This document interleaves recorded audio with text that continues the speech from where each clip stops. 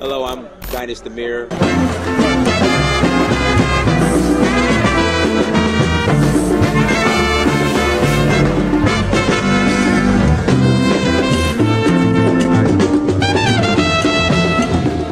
So anywhere in the freaking world, but don't black people have common sense that they should get out of this shit and stop fighting themselves? There we go. You got a point. He has a point, John. You understand? He has a point. You get the point. What are they so scared of? Because most black people have a scandal, and that's what they did to the cosmos of this world. That's what they're doing to. But I don't know about Arcady. I'm not very sure about that one. And some of these guys that Mike Tyson. You understand? All of them. Muhammad Ali. Michael Jordan. Thank you. And Magic Johnson. All of them. You get the point. So you understand? Lewis. Now this guy, Michael Jackson. What about this guy? Prince. What's his chap's now? This comedian. Sam Cooke. Steve Harvey. Steve Harvey. They're starting on him now. He had it coming. Steve Harvey's a cool. Yeah, of course. He's a cool. I also saw a video on YouTube where I was saying, oh yeah, I want to be a monkey. I'll do anything for anybody. I said, what? Yeah. Is that what he said? That's what he said. Yeah, I saw you. He said slavery. I don't give no damn about no slavery. He like, Steve Harvey. You know, not that and then he was on with Monique, and he was basically saying that he had no integrity. He has to do what he has to do. He has no integrity. You understand?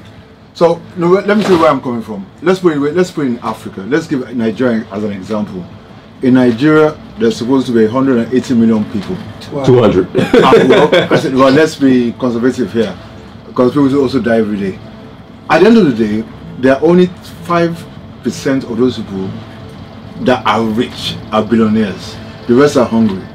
Now in Nigeria, the poor are eating the rich, but all the kidnappings that are going on all over what they call it, all over Nigeria, even in Lagos, I think that recently. In other parts of Nigeria, kidnapping in every part of the country. The question is, how can a few people hold a lot of people to ransom? That is one. Two, when it comes to African situation, all right. First, we had the Kwame Nkrumahs, we had the Thomas Sankaras, we had Patrice Lumumba that were killed unjustly based on the fact that they wanted to unite Africa. Right. Yeah. Yeah, they wanted to unite Africa. Haile Selassie and co. I hear mixed about Haile Selassie. No, Egyptians don't like him. That's what I heard. What? Egyptians don't like him. No, Ethiopians. A lot of people don't like. Eritreans don't like him either. Don't like Haile Selassie. A lot of people don't like him. Yeah, because I guess he sold out. Okay. Yeah, that's what I heard too. He did sign off the assets to the country via the World Bank. He did in 1975. He capitulated to them. Okay. But they were sending economic hitmen in on him ever since that Eritrea. Ever since the Italians went after him. And he went and got a black American, John Robinson, Browne Condor, to head his Air Force, Ethiopian Imperial Air Force, against the Italians with only 12 aircraft. The guy who co-founded Ethiopian Airlines, by the way. Okay. He started the Tuskegee Airmen program. He started the Tuskegee Aeronautical Aviation program, which led to the Tuskegee Airmen program just about 4 or 5 years later. Okay. But the point is, what I'm trying to do here, Africans were in Africa are not united. There was an argument when I was in America, for instance. I said, okay, you're from Africa. Where are you from? I said, from Africa. I said, fantastic. Then my Nigerian friends would say, no, don't tell me you're from Africa, you tell me you're from Nigeria. I said, that's white dude. Did the Latins conquer you? That tells me that I'm from Africa. He's right. Because Africa was only divided during the Berlin Conference. Do you understand what I'm saying? So all these boundaries are artificial boundaries created by the white man to keep us on perpetual division. Do you understand what I'm saying? Now across West Africa they have the same language, almost. That's the Yoruba language, they have the Egun language across West Africa. And similar, and similar traditions, alright? But unfortunately, in this part of the world, they keep on blaming the white dude. And I said, as long as black people are calling themselves nigger, then they're always going to be, mind my language, fucked up. Right? Because nigger was never a good word to use. And yet, oh yeah, we can own it, but the white people cannot call us nigger. And that is totally fucked up. Do you understand what I'm saying? And that's what I just can't understand. Alright? Now we have the Jay-Z's of this world that are influencers. You have well, his wife, of course, Beyonce. We have the Kanye West. We have that one. That program alone, the Kardashians, is a total brainwashing of Africans all over the world. What, Kanye? Yeah. No, the Kardashians. They fucked up almost every black. Why is it they're only dating black people? Why who? The Kardashians. Because they like black men. No. Have you been to California before? No, I haven't been there. LA is like the interracial dating capital of. California. It's like that's like the interracial dating capital of the planet. Yeah. Oh, okay. yeah. I know, but the point is that how come they don't have any white people in California? They can go and get married to one white dude. Yeah, but they in California, the hip hop, rapper, basketball, athlete, entertainer, they're valued by non-black women. So that's why if you notice these black actors, entertainers, athletes, they're all dating, especially in California. They all date Yeah, they all date they all date black men. Okay, and now athletes, yeah. Now I've learned that, but when I was looking at it, I was like, they're Armenian in the first place. They're Armenian, but they're white. They're white. Yeah, I ain't gonna play that. They're white. They're white. No, that's what I was doing. European. No, the thing is that when I was watching it, and all our Nigerian girls are speaking of the Kardashians now, I say that's another subliminal brainwashing. And then they got the Oyimbo wives or Oyimbo husbands or the wives who were married to the white husbands in Victoria Island. No, here in Nigeria. It's a reality show. Really? Yeah, black Nigerians who were married to white men. Yeah. You know, there was that show going on and stuff like that. But the thing is that now everybody wants to be Kardashians.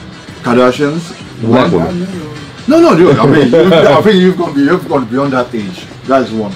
Two, fake butts. In Africa, I don't know how long we've been here, but in Africa, and I had to give one receptionist a piece of my mind, at Sheraton Hotel when I first came back into Nigeria.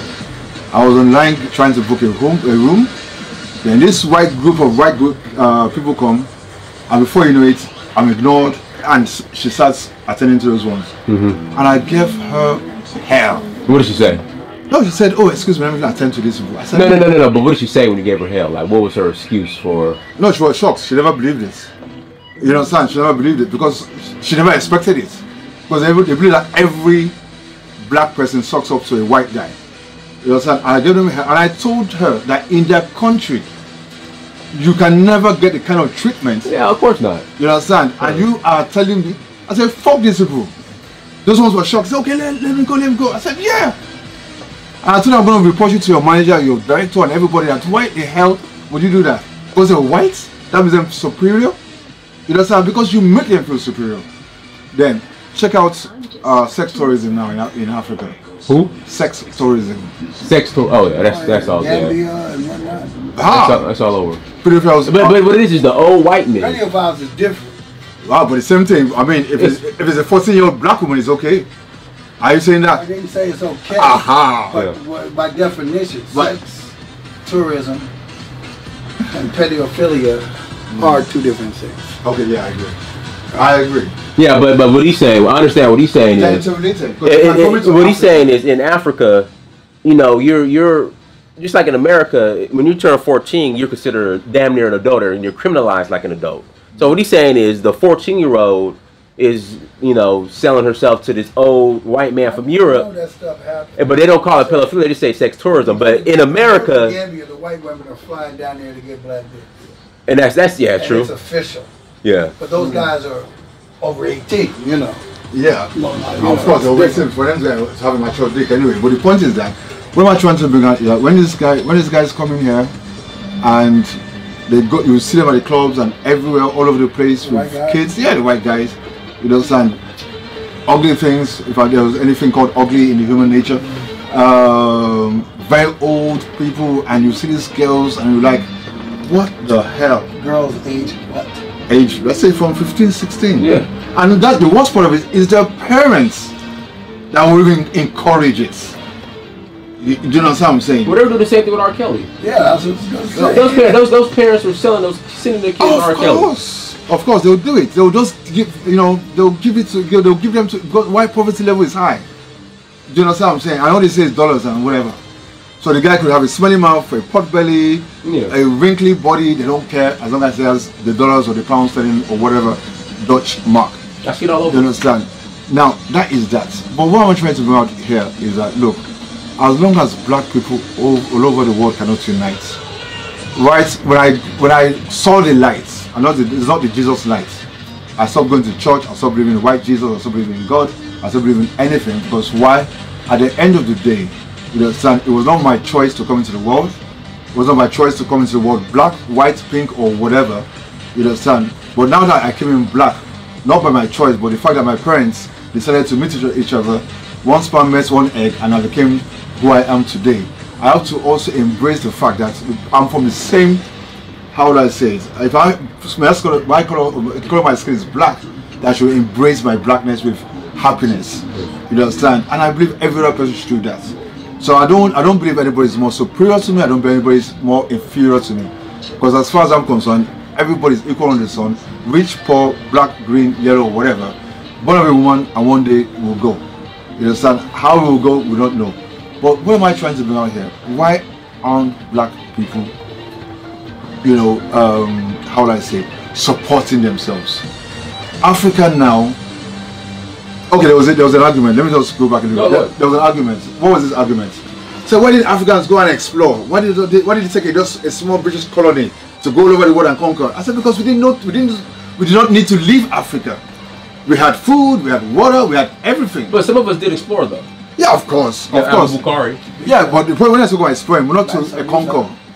But Abu-Bakari, from when Mansa Musa took over the throne, when Abu-Bakari. Yeah, but he didn't explore to conquer, to go and take over, to go and colonize. Right, true, right. Do you understand? They'll go there, look at business opportunities, trade. Africans. You mean the U.S.? I mean America? No, Africans in the old times before colonialism. They didn't explore to conquer. They didn't explore to conquer. They explored to adventure, to go on maybe a holiday, to have business transactions. Africans were doing business with China, Asia for ages. Do you understand? Set up America. The Olmecs? Fun? Yeah. John, I disagree with all that. Really? Oh, we Olmecs were black and those Bantu heads, 14, 12. Oh, those stones. Yeah, they were blacks. Yeah, the features, the nose and everything. The headdress. The headdress, yeah. The plaited hair on the back. So you think the Olmecs were black? Definitely. So the Olmecs were black. Aren't you familiar with Ivan Van Sertima's work? A lot of his work was pseudo. Pseudo? Yeah. You know how many degrees he had to get to prove what he was saying was true? Him and Chika Anta Diop are the main two guys on each side of the water. Chika Anta Diop, when he did all the linguistics of Africa, he had to go get a linguistics degree after having anthropology, after having, he had to go, what chemistry was that for? Iron carbon dating. He had to go get degrees in each one so he could write it without getting a European to say yes. Ivan Van Sertima had to do pretty much the same thing. He ended up teaching at Cornell, as you know, New Brunswick, right? I knew Ivan. I used to talk on the phone with him, try to get him booked into Houston. So he was telling me about Journals of African Civilization before he had started it in the early 80s. After he had put out They Came Before Columbus, which I first saw in 76, 77. I was in New York for my grandfather's funeral, and right there coming out of the subway next to the World Trade Center that was being built, it wasn't finished yet. It Came Before Columbus. I said, I'll be damned. And I grabbed a copy of that little pamphlet. And then it came up in college, we were talking about it. He said, yeah, this guy, Ivan Van Sertima. We got his tapes and we were playing it, and then even the Black Student Union, Texas Southern, in this case, a black school. So yeah, we're gonna do our own workshop. I said, well, I can get Ivan Van Sertima for $1,000, and you want to spend $1,000, for $500 and tickets, and you want to spend $1,000 with somebody from the history department. In other words, they were milking the money of the student government budget. They didn't care about the workshop. That's black people. So anyway, that's the thing. He established in Blacks in Science the Temple of the Moon, the Pyramid of the Moon. in, well, it's another long word I cannot remember. It's quasi-cola. What's it called? Yeah, I know what you're talking about. Yeah. Right. And all of that. And he went down there, and he said he went down there, and he went, and they wouldn't show him the fact that this stuff was black, and he had painted it a creamish color. Yeah, a creamish color over the blackness that was there previous. All the stuff that they had been doing, and he finally snuck in and got somebody who was a guide or a janitor, and he got in at a different time and took pictures of stuff from behind. All this, yeah, they were black. Okay, but they don't look European on their faces. Of course not. Okay, so you're asking me but black as in African origin or black as in just every human being can yeah, true. But you'll have some that will say, so in America we got these Hebrew Israelites and these I'm not African. Is African. Right, but Jew is a fake Hebrew. We got these I'm not African, I'm indigenous to America people. Yeah. So that's why those people. Right, but they claim Olmec, but they don't claim African, if that makes sense. Well, the point is that they're just living in denial at the end of the day. Do you understand? Because let's put it this way. Back in the days when Peter Tosh was singing a song, no matter where you come from, as long as you're a black man, you're an African. If they have that in the... Who sung that song? Peter Tosh. Okay. Peter Tosh. Yeah, Peter Tosh, okay. Peter Tosh. Now, if every person with black skin understands that... Dread and Alive. That, you understand? Understands that no matter... You understand? Now the point is that a lot of people were taken as slaves. Right. But prior to slave trade, other people were already there. Everywhere for that. On trade missions, on whatever missions, on adapting to lifestyle. Scoured the earth. And whatever. European came out of the cave. You understand? But the thing is, like I said before, why are the Europeans, or let me use the word white people, so interested in Africa? Jealousy of what we have. Jealousy of what, and they want to claim it. Right. Right now they're buying off a lot of water areas, areas that have natural water. They're buying them off. And stupid African presidents are selling it to them.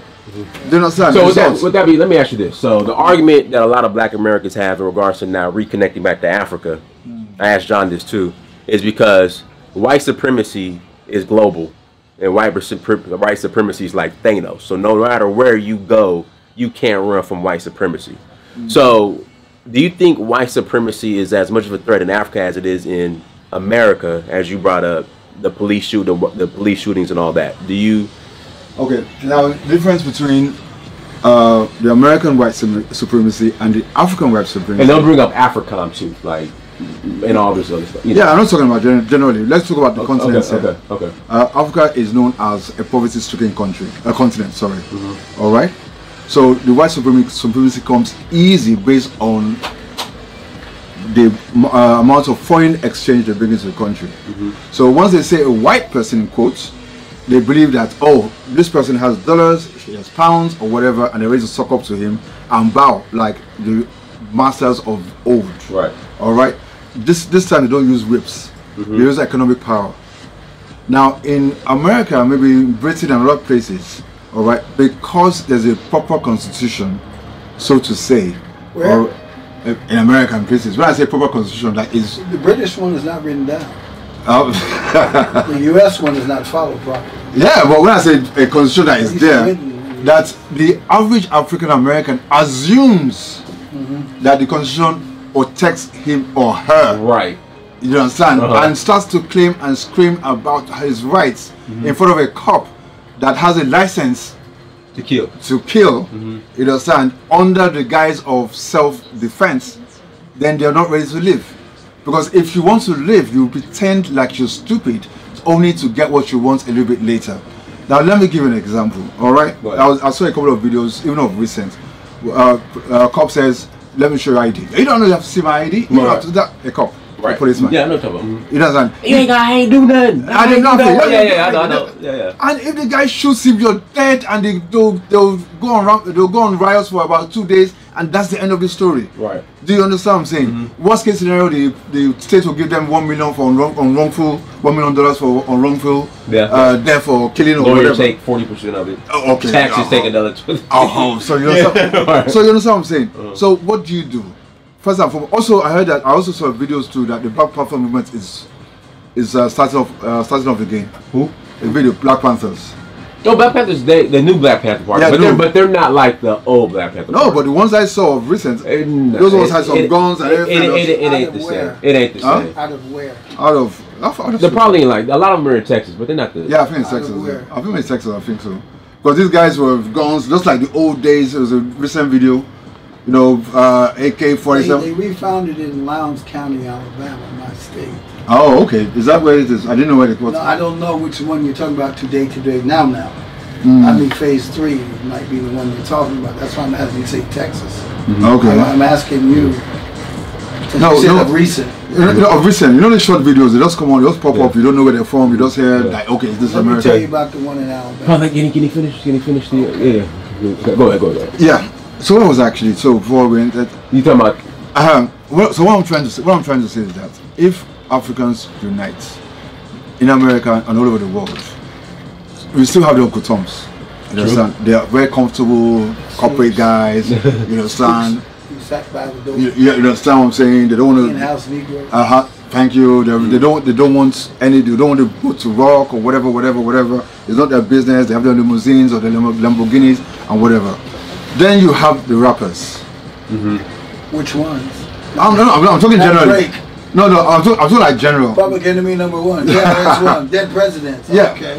You get it. Now you have. Quality. Oh, let me tell you what rappers. They're entertainers who are more influential in respect to what they call it, into changing the mindset of generality of Africans. But what? I'm sure when they were 18 or 19, they did some shit that they're covering up. Right. So they're afraid to talk out because when they do talk out, they end up like Bill Cosby. Do you understand what I'm saying? Right. I'm not saying what Bill Cosby did is right or wrong, but then let's put it this way: the white person in Hollywood movies created the term casting couch. True. So it was something everybody knew back they was doing, but they targeted Bill Cosby. Right. Yeah. You get the point. Right. And then after 30 years, all of a sudden, you now find out, oh, I was sexually abused. Come off it. Even myself as a radio person and the head of programs in what do you call it, in Freedom Park, I know how many girls come here. I want to fuck me because they believe that I want to give them this, I'm going to get them here and there. Do you understand what I'm saying? Right. So what I'm trying to bring out is this. Then these guys are being they're being hacked down, they're being messed up. The rumor is, I didn't know about it, if it's true or not, they wanted to buy ABC. And it's like, NBC, what the hell? Allegedly. Huh? NBC, allegedly. NBC, yeah. Allegedly. For the second time. For the second time. I said, okay, let's hack him down. Michael Jackson, brought Elvis Presley's catalog. Beatles. Oh, sorry, Beatles, yeah, sorry. But he married Presley. I married Presley, I was getting them mixed up. Oh, wow, a black man did that? No way. Well, they repossessed it now. His family doesn't have it anymore. Okay, now maybe I'm wrong too, but what I heard too was that Prince, when he fought 7 years for his rights, won it on the proviso that when he dies, it goes back to the record company. Well, no, from my understanding, Prince didn't have a will or anything. I don't think. I know, but I think after he went to court case, he had just gotten the rights to his masters. 18 months before he died. Exactly. Kind of like what happened with Jimi Hendrix. He owned himself after he gave that live album, Band of Gypsies to Capitol, and he was a free man. Yeah. He didn't have to deal with the British group anymore. And then right when he's fixing to go solo with everything, he had Lady Electric Land Studios. His next album, under Gypsy Sons and Rainbows, he was working on, and he would not have needed a distribution company. Everybody would just come to Jimmy's village studio and say, how many do you want? Oh, you want 25,000 copies? Deal. Pay me. I'll pay the pressing plant. Off you go. Bypassing Columbia, CBS Records, and all of that. Then he suddenly kicks the buckets. You understand? Yeah. In quotes. Under questionable circumstances. Yeah, of course. There's always an overdose. And he's still saying, reopen the case. Even his white wife or girlfriend said to do that. One of them's dead now. I forget which one. Then you had the Whitney Houstons of this world. Right. She dies, the daughter dies. A year. Dies? Oh, they're dead. She OD'd or whatever. Assassinated or dies? Who? Whitney Houston? Well, assassinated, they died. Well, they both OD'd, allegedly. They both OD'd. No, they were both drowned. Drowned, yeah. Same circumstances. Yeah. Same method. Yeah. And Bobby Christina, 2 days earlier, before Whitney's death, she woke up in the tub and said, call my mother's security now. They thought they're after her, not me. And still that happened. And then the note that she gave Brandy on live television in the interview with Clive Davis. Yeah. She walked up and said, they're trying to kill me, Brandy. Oh, here, this note's for you. And Clive, you guys, you dumped me for a new one, huh? You remember that? Yeah, I did. I remember it, but I didn't go online and look at the timeline that Professor Griff of Public Enemy. He puts the birth certificate up and breaks down the timeline. They didn't touch Whitney's body for 11 hours. Went down and did a cult party or whatever, then came back up and didn't move her for 11 hours. Well, so there is a massive conspiracy against black people, and we're not seeing it. Right, but do you think, again, I call them Captain Black Americans, that's what I call them, who are just anti-African, pro-American, look, we built America, you know, Africans don't want us, Africans didn't send those rescue ship to come save us, Africans sold us in slavery, you know. Now look at Africa, they have AFRICOM, you know, the American military out, touch the button to just take over Africa. So therefore, it's a waste of time even dealing with Africa. Let's fight right here in America. What do you, how do you feel about that as a Nigerian? Personally, I think they're stupid. You understand? And they're totally stupid, because if they check their history, they really check their history, and they check what resources Africa has today. Those corporate corporations that belong to African Americans, that at the end of the day, sooner or later, right, they're going to still lose those companies in one way or the other, if not by themselves or by their kids. And they try and come into Africa and invest. Now, there was this, some years ago, a couple of decades ago, there was this pastor called Jim Jones. He packed a set of people out of America, took them to one city and killed them. What stops Jamestown? Jamestown. It was possible. Oh yeah, the prophets. Drink the Kool-Aid. Drink the Kool-Aid. Yeah. Now is he shot a lot of them too. Yeah. 900 of them. Now, do you think if proper African American entrepreneurs that have money going to one or two African states and say, you know what, we want like 20,000-40,000 acres of land, we want to build a new town and stuff like that. Now we're talking about land that is fertile, land that is good for farming, land that has water, land that has everything. Don't forget, with the sun we have, they can have their own power supply, energy and whatever. And they create a town within that place. Let's not forget, there was a place called Oklahoma that was burnt down. The African Wall Street. Black Wall Street. Yeah, the Black Wall Street was burnt down. In Tulsa, Oklahoma. Yeah, Tulsa, Oklahoma. Oklahoma. Right. Why has it never occurred that Africans can also keep their monies within themselves before it hits outdoors? So if you're in a continent inner segregation is what happened. Yeah, that's what I'm saying.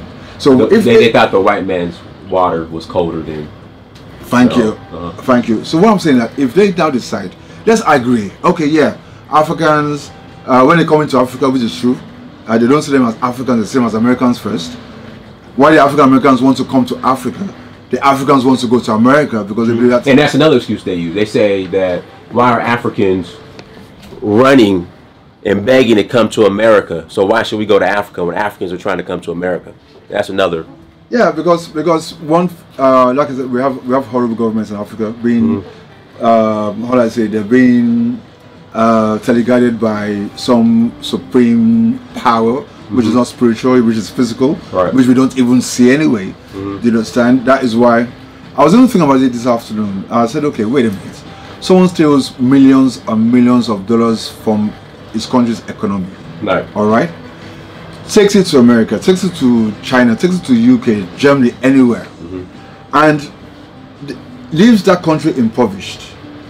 When he wants to leave, they say, okay, they grant him asylum to go stay in America.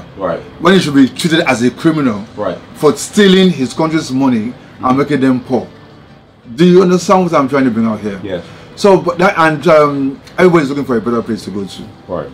You get a point. I mean, if you have $100 here, that will buy you tons of things that would not buy you in America. True. Do you understand? So why would they want to go to America? And also the they believe in the American dream that when they get to America within 1 week or 2 weeks, they're already hitting, they're making millions of dollars and stuff. I was in an Uber.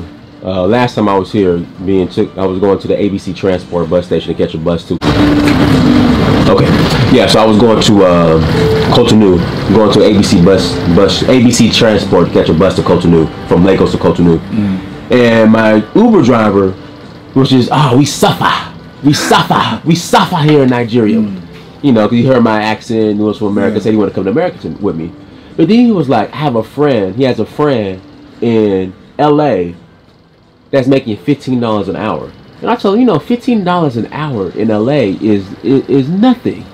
You can't. But he was bragging about it. He thought $15 an hour. He was a millionaire. But my $15 an hour, you can't unless you live with like 8 people in a 1-bedroom apartment.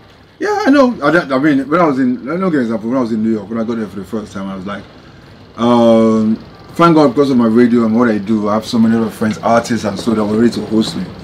But I told my friends, my Nigerian friends, oh yeah, I got my visa and I'm coming to New York. Say, hey, fantastic, when you're coming, let me know, call me at the airport, we'll come and pick you up. Alright? Okay, but me, I already booked my hotel. I don't, because I was after living in the UK for so many years, I know how they operate. Right. I already booked my hotel. I got into my hotel, called my friends that are Nigerians that are living in America, called them. Said, all right, I'm at JFK now. Gosh, where are you guys? Oh man, oh shit, oh gosh, I forgot. I went to Miami, I went to Florida, I went to blah. Everybody bailed out. Right. Why? Because the pictures they sent to us in Nigeria of the big, heavy, nice life they're living is a lie. Yes. So you think a lot of Africans lie about the life they live in America? Of course. They have no choice because it's going to be shameful for them to say they're doing janitors, they're sweeping the floor, they're living in the subway, all winter. They'll be sleeping in the subway back and forth until it's daylight and stuff. So after a while, they saw that I was doing some shit. I was going all over the place, you know, doing some great things. That's how getting calls. Hey Raymond, what's up, man? I'm back in New York now. What's going on? Okay, I'm coming to pick you up. I'm coming to take you out. You right? Yeah. Then he'll take me out. Then one now took me to his house. I looked at this man. I said, look, gosh, at your age, you're living in this kind of apartment in America? Yeah. Man. Yeah. You know what I'm saying? That is the old Bronx, like the urine in the lifts and everything. Druggies all over the place. And you'll be sending pictures, and he's about over 60, and you're driving an Uber. You understand? I said, man, shit, I'm not doing this shit. I said, I should stay, man, get married to an American lady. You know, I have so many of them, then stay in America. I said, there is no way I'm staying in this continent. Because in my place, you understand, we still have what we call communal living. And what is communal living? Communal living in Africa means that if you're hungry, you don't have no money, you can go and meet your brother, you can meet your friend, you can meet anybody. Hey, dude, I'm not eating all day. If you have any food at home, they'll give it to you willingly. Do you understand what I'm saying? They'll do all sorts of things to help a brother out. Safety net, at least. It's what? A safety net. Yeah, you get the point. So there is, except you are totally messed up. You understand? But there is always one person that's going to help you in one way or the other in Africa because of our communal living. But in America, everybody is individualistic. Yes, for themselves. You don't get the point. I remember my first experience. You know, I smoked cigarettes. I know cigarettes are damn expensive in America. People were asking me, I'm begging me for a cigarette. Man, can I have a cigarette? I don't need the bumps for cigarettes. I was like, I said, cigarette, man, come on, take a cigarette. All right. I was at this gig and I ran out of cigarettes. I just went to him and I go, dude, can I have? Hey man, can I have it? Hey motherfucker, you gotta go buy your own cigarettes. I said, whoa, whoa. And I was going to check it out. I said, okay, maybe it's because it's a little bit expensive compared to where I'm coming from. But what I'm trying to bring out here in a nutshell is this. Until Africans, let me use the word Africans now, until people of color, and I'm talking about black skin color. Black people, yeah. You understand? Come together, you understand? And try to, how do I say, treat their own race as, if not equal, superior to any other race. Because if the average white supremacist believes in a doctrine that is brought down from his forefathers that they are supreme, and the black people have now been subdued to think that that the white skin is so better than us, then there will continue to be issues. Right. You understand? Two, I also say this, I just want to say any apology. No way. As long as African Americans continue to call themselves nigger, then they're still under that's how do I say slave trade mentality and colonial mentality. Expand on that. Expand now, on that. Who created the word nigger? The white supremacists. Right, but again, it's not nigger, it's nigga. It's the same thing. Okay. As far as I'm concerned, that's semantics. and now it's nagas, the gods. You know, so the white man really was calling us nagas, the gods, but they was calling us nigger. That's you know, they try to spin it. But the point is that look, what's your name? Dynasty. Dynasty, yes sir. Now, my name is Bola. The way you pronounce Bola is going to be different. You see, you call him Bola. But in Nigerian, it's called Bola. But that doesn't change the name. Right. It just changes the pronunciation. Right. You understand? Now, what am I trying to bring out? Whether it's niggas or nigger or whatever, nigger is a derogatory word created by the white person to bring the black person down. That's the basic thing. Then, the black person, the average African American, is saying that now they have claimed it as their own. Nigger was not a complimentary word. Do you understand what I'm saying? So now using it as their own, hey, nigger. And the white supremacists are looking at these assholes calling themselves nigger and say, yeah, these guys are actually niggers or niggas or whatever. Do you understand what I'm saying? So already they've been brainwashed to think that the name is cool. Right. That is number one. Number two, which is very, very important, when they accuse any black famous person of anything, they should not be quick to jump to to support whatever shit they're saying that person did. Example is like Bill Cosby, and all these other ones I've mentioned in the past. Our Kelly shit, only God knows what's happening in that one, so I'm not sure. If it did what he did was very bad. But people should not be quick as Africans to support. Because first and foremost, let's put it this way, there is an argument that is also going on, because I read a lot, I do a lot of research. You know, so in the old days before colonials came into Africa, women were getting, or girls were getting married at the age of 15, 16, 17. You understand? They were not dying. You get the point? Alright? They were having their kids. By the time they were 30 or thereabout, they're done having kids. Alright? They're going to the farm, and they were very strong women. That's why you could have Africans in the villages, even up to now, that could live up to 80, 90, 100 years old, and they're still standing up erect and straight. No diabetes, no whatever, no nothing. Because no access to McDonald's. Yeah. And the only thing they're taking is natural vegetation. No GMOs, no nothing, and whatever. Cancer has just become rapid, how do I say, a lot in Africa in the past 10, 15 years. Cancer too? Yeah. Oh, wow. Breast cancer, this cancer, all of a sudden in Africa. How did it get here? HIV. Ebola was a chemical warfare against Africa. Oh, yeah, of course. You understand? They say the first set of people that had HIV were American homosexuals. How they now turn to what do you call it? How did it turn to green monkeys? I've not seen a picture of the green monkey. Right. You understand? And and normally the antidote for a particular poison comes from the source itself. Right. Like if a snake bites you, the venom serum, it's from the snake itself. Then how come they couldn't get the green monkeys and say, okay, hey green monkey, come here, let's have your blood, let's go and cure this HIV. Right. No. Ebola, the same shit. You understand?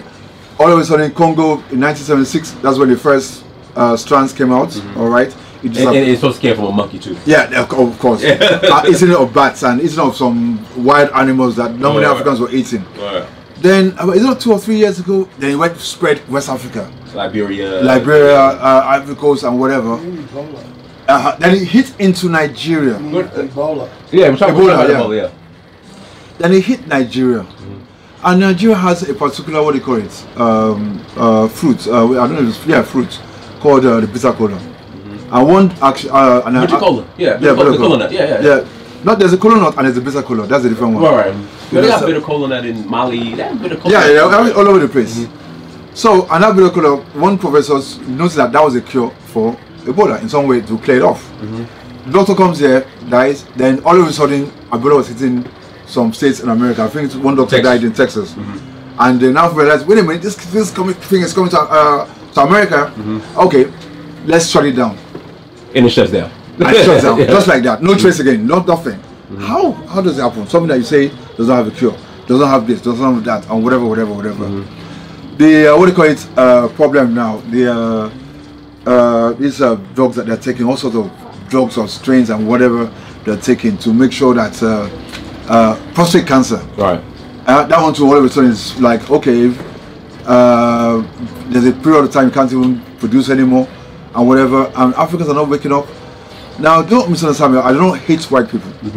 I just hate the way black people are sucking up to white people and believing that they are inferior.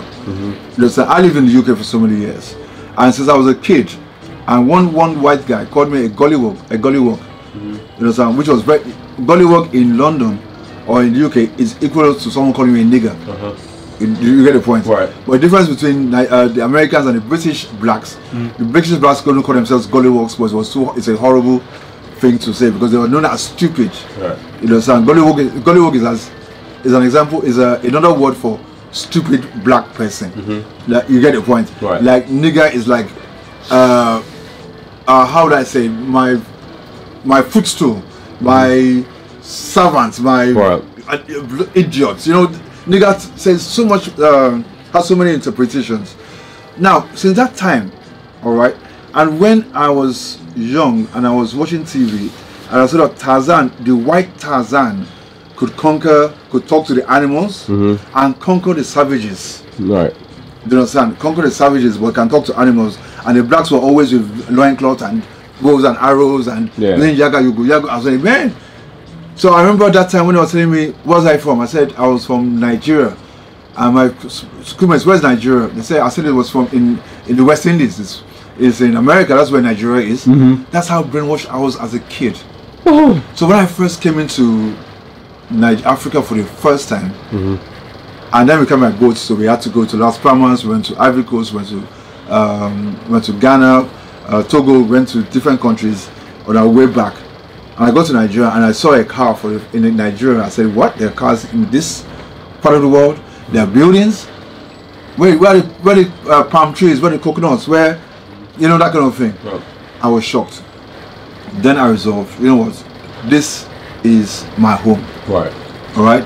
So even though I go to America and my friends were thinking I'm not going to come back, there's no way I'm going to stay in a place that anytime I say white cop, if I'm wearing a hoodie, I'll just put it down. Right, exactly. I've been seeing what they've been showing on TV. If I have my hands in my pocket, I'll bring them out, and I'll be walking along the streets and stuff, and I'll be living a lie and say it's not going to work. So the idea is black people should stop calling themselves nigger. It's not cool. You understand? I'm not talking people who say, oh, this guy's old, he doesn't know his No, I agree with you. Yeah. Then two, you understand, the entertainment, the influencers who are the entertainers and the sports, when I'm talking about entertainment and sports, right? You understand, they should continue to how do I say, those that are doing what they're doing to fight for the emancipation of the black people. And when I say emancipation, in the sense that equality and whatever, like this chap that was kicked out of basketball. Was it basketball? No, baseball. What's the guy's name? That started the kneel. Oh shit, my head. Yeah, that knelt down for his national anthem. Colin Kaepernick. Yes. San Francisco. You understand what I'm saying? Yeah. Won a $70 million round. Exactly. They said it wasn't even that much. It wasn't that much. Him and the other guy spent like $10 million. Okay. They received it. I don't know if they received it yet, but it was they didn't get 70. But they didn't get 70 million. It's not 70 million. I'll get the number. They won. Okay. It was awarded by court. Right, but it wasn't. It was a lot less amount. Then now I want you to look at one thing. Maybe you missed this point. You know, I think 2 years ago, Nike now endorsed him as right. All right, you get the point. Right in the middle of that. Right in the middle of that, Nike did that. Do you think Nike knows him? No, they look at the numbers. Of course, it's business. Business. They know. Oh, some white people are burning the Nike. There's no way I'm gonna. Well, the black people bought it en masse, and the profit they made. Do you understand what I'm saying? Over that. And in 1 or 2 years later, I'm sure they're going to, you know, they're going to downplay that one and bring something else out that will appease the white people. Why? Because black people are the ones that spend the most money. Let's look at it. That's his market. Huh? Yeah. All of the, something like 70-80% of the NCAA football and basketball players are black. They're wearing an official jersey with a Nike symbol on it. So, you know, and they don't pay for the shoes that, like University of Alabama. We don't pay for them, no. The University of Alabama makes $100 million a year off of American football, college football alone. We pay the athletes nothing, officially anyway. Well, technically, your education is supposed to be payment. Student athlete. Yeah. Oh, that's for what do you call it? Now there's this chap. I'm sure you've heard about it. This chap at Moore University that gave all the 400 students. Robert Smith. Yeah. Yeah. Morehouse. Gave them 400 students. Just paid their student loans and stuff. Paid off. Yeah. The loan debts of $14 million. 14.7 million. Exactly. Now what happens if he continues that? When he did that, I was afraid for him. Why? Why? Because I'm going to say, okay, man, this guy is going to help these black people and we're going to start. I'm going to tell you something. This is my conspiracy theory. So Robert Smith, so there's a study that if a black man who's wealthy is married to a non-black spouse, he's married to a white woman. Oh, okay. There's no generational wealth because the chances are his kids are more than likely going to marry somebody white. So that money won't be passed down to black hands. So I think people like Robert Smith, then you have another guy, Browne Allen, same guy, owns a lot of media, but he's married to a white woman. Then Kaepernick, he's mixed, and his wife or his girlfriend is Asian. No, she's Arab. She's an Arab woman. So I think if you're black and you're wealthy, but you have a white wife, they'll allow you to get away with more because they already know that money's gonna go back to them anyway. Who? Michael. Yeah, but did it last? Yeah, but you see, true. Okay, you got a point there. Nate Parker. Yeah. Okay. Yeah, but where's Nate Parker been? He's disappeared. Yeah, but he did not turn the story, but he's married to a white woman. Yeah. But the thing is that at times I just get wary of things like that. Any African American that comes into Nigeria and they're looking, wow, ooh, hey, ooh, this was our ancestors came from and stuff like that and whatever. I said I can't go back to Africa. I can't go to Africa until it's better. I said, look, if you claim that you made America what it is today, why can't you also and build it here in America? I'm building here. I was saying, listen, we talk about we built the pyramids, we brag about building America. So why can't you come and build Africa? Then you complain when the Chinese do it. Yeah, you sit there and complain about the Chinese doing it. Okay, well, we built the pyramids in America. Come build Africa. Yeah, but we can't because Africa, monsieur. Yeah, and the white man is over there too. No, but and the Chinese took over Africa, so we can't do it. Then you know what I tell them? I said, don't complain. Stop complaining. Do you understand what I'm saying? Just stop complaining. If you're cool where you are, then leave it. Because if you cannot, let's put it this way. Okay, cop kills everybody, kills black people every other day in America. White cop kills. There's also videos of a white dude giving a white pop punches and everything. And they say, oh, stand down. The guy that killed about 8 or 9 people in the church, the white dude. Yeah. They gave him burger. They gave him burger. Are you hungry? Are you eating? Oh, it's just whatever. It just has a small. And you got coons defending that. You had some. I'll call them black. You have some black Uncle Toms who. Well, actually, Uncle Tom was a good guy. You have some sellouts who are actually defending the white supremacists who killed 9 black, defending them getting fed Burger King, saying it's routine for cops once you get arrested to feed you. I'm like, just win. No, because if, look, let's put it this way. Now, every proper entertainment, avenue when it comes to media has somehow gotten into the hands of white dudes. BET, I heard it's owned by some Jewish chaps. Afrobeat's next. Afrobeat is next. Of course. Johnson sold it. It sold it, right? The Viacom. Yeah. Ebony too, the same shit. Ebony. No. Actually, Ebony. The Johnsons, I think they sold it to some Jews too. Okay, Essence is back to being black owned. Ebony, they're not. Their advertisement is all Jewish. Yeah, Ebony, they're almost all. I know they part. No, it's not black owned anymore. It's like it's a black face, but it's a conglomerate, but like a black face. Motown is gone. Motown was sold 76. You understand? So now why are they interested? Because they need to continue to send BET, I mentioned that. So To send subliminal messages to the black folks that now they understand that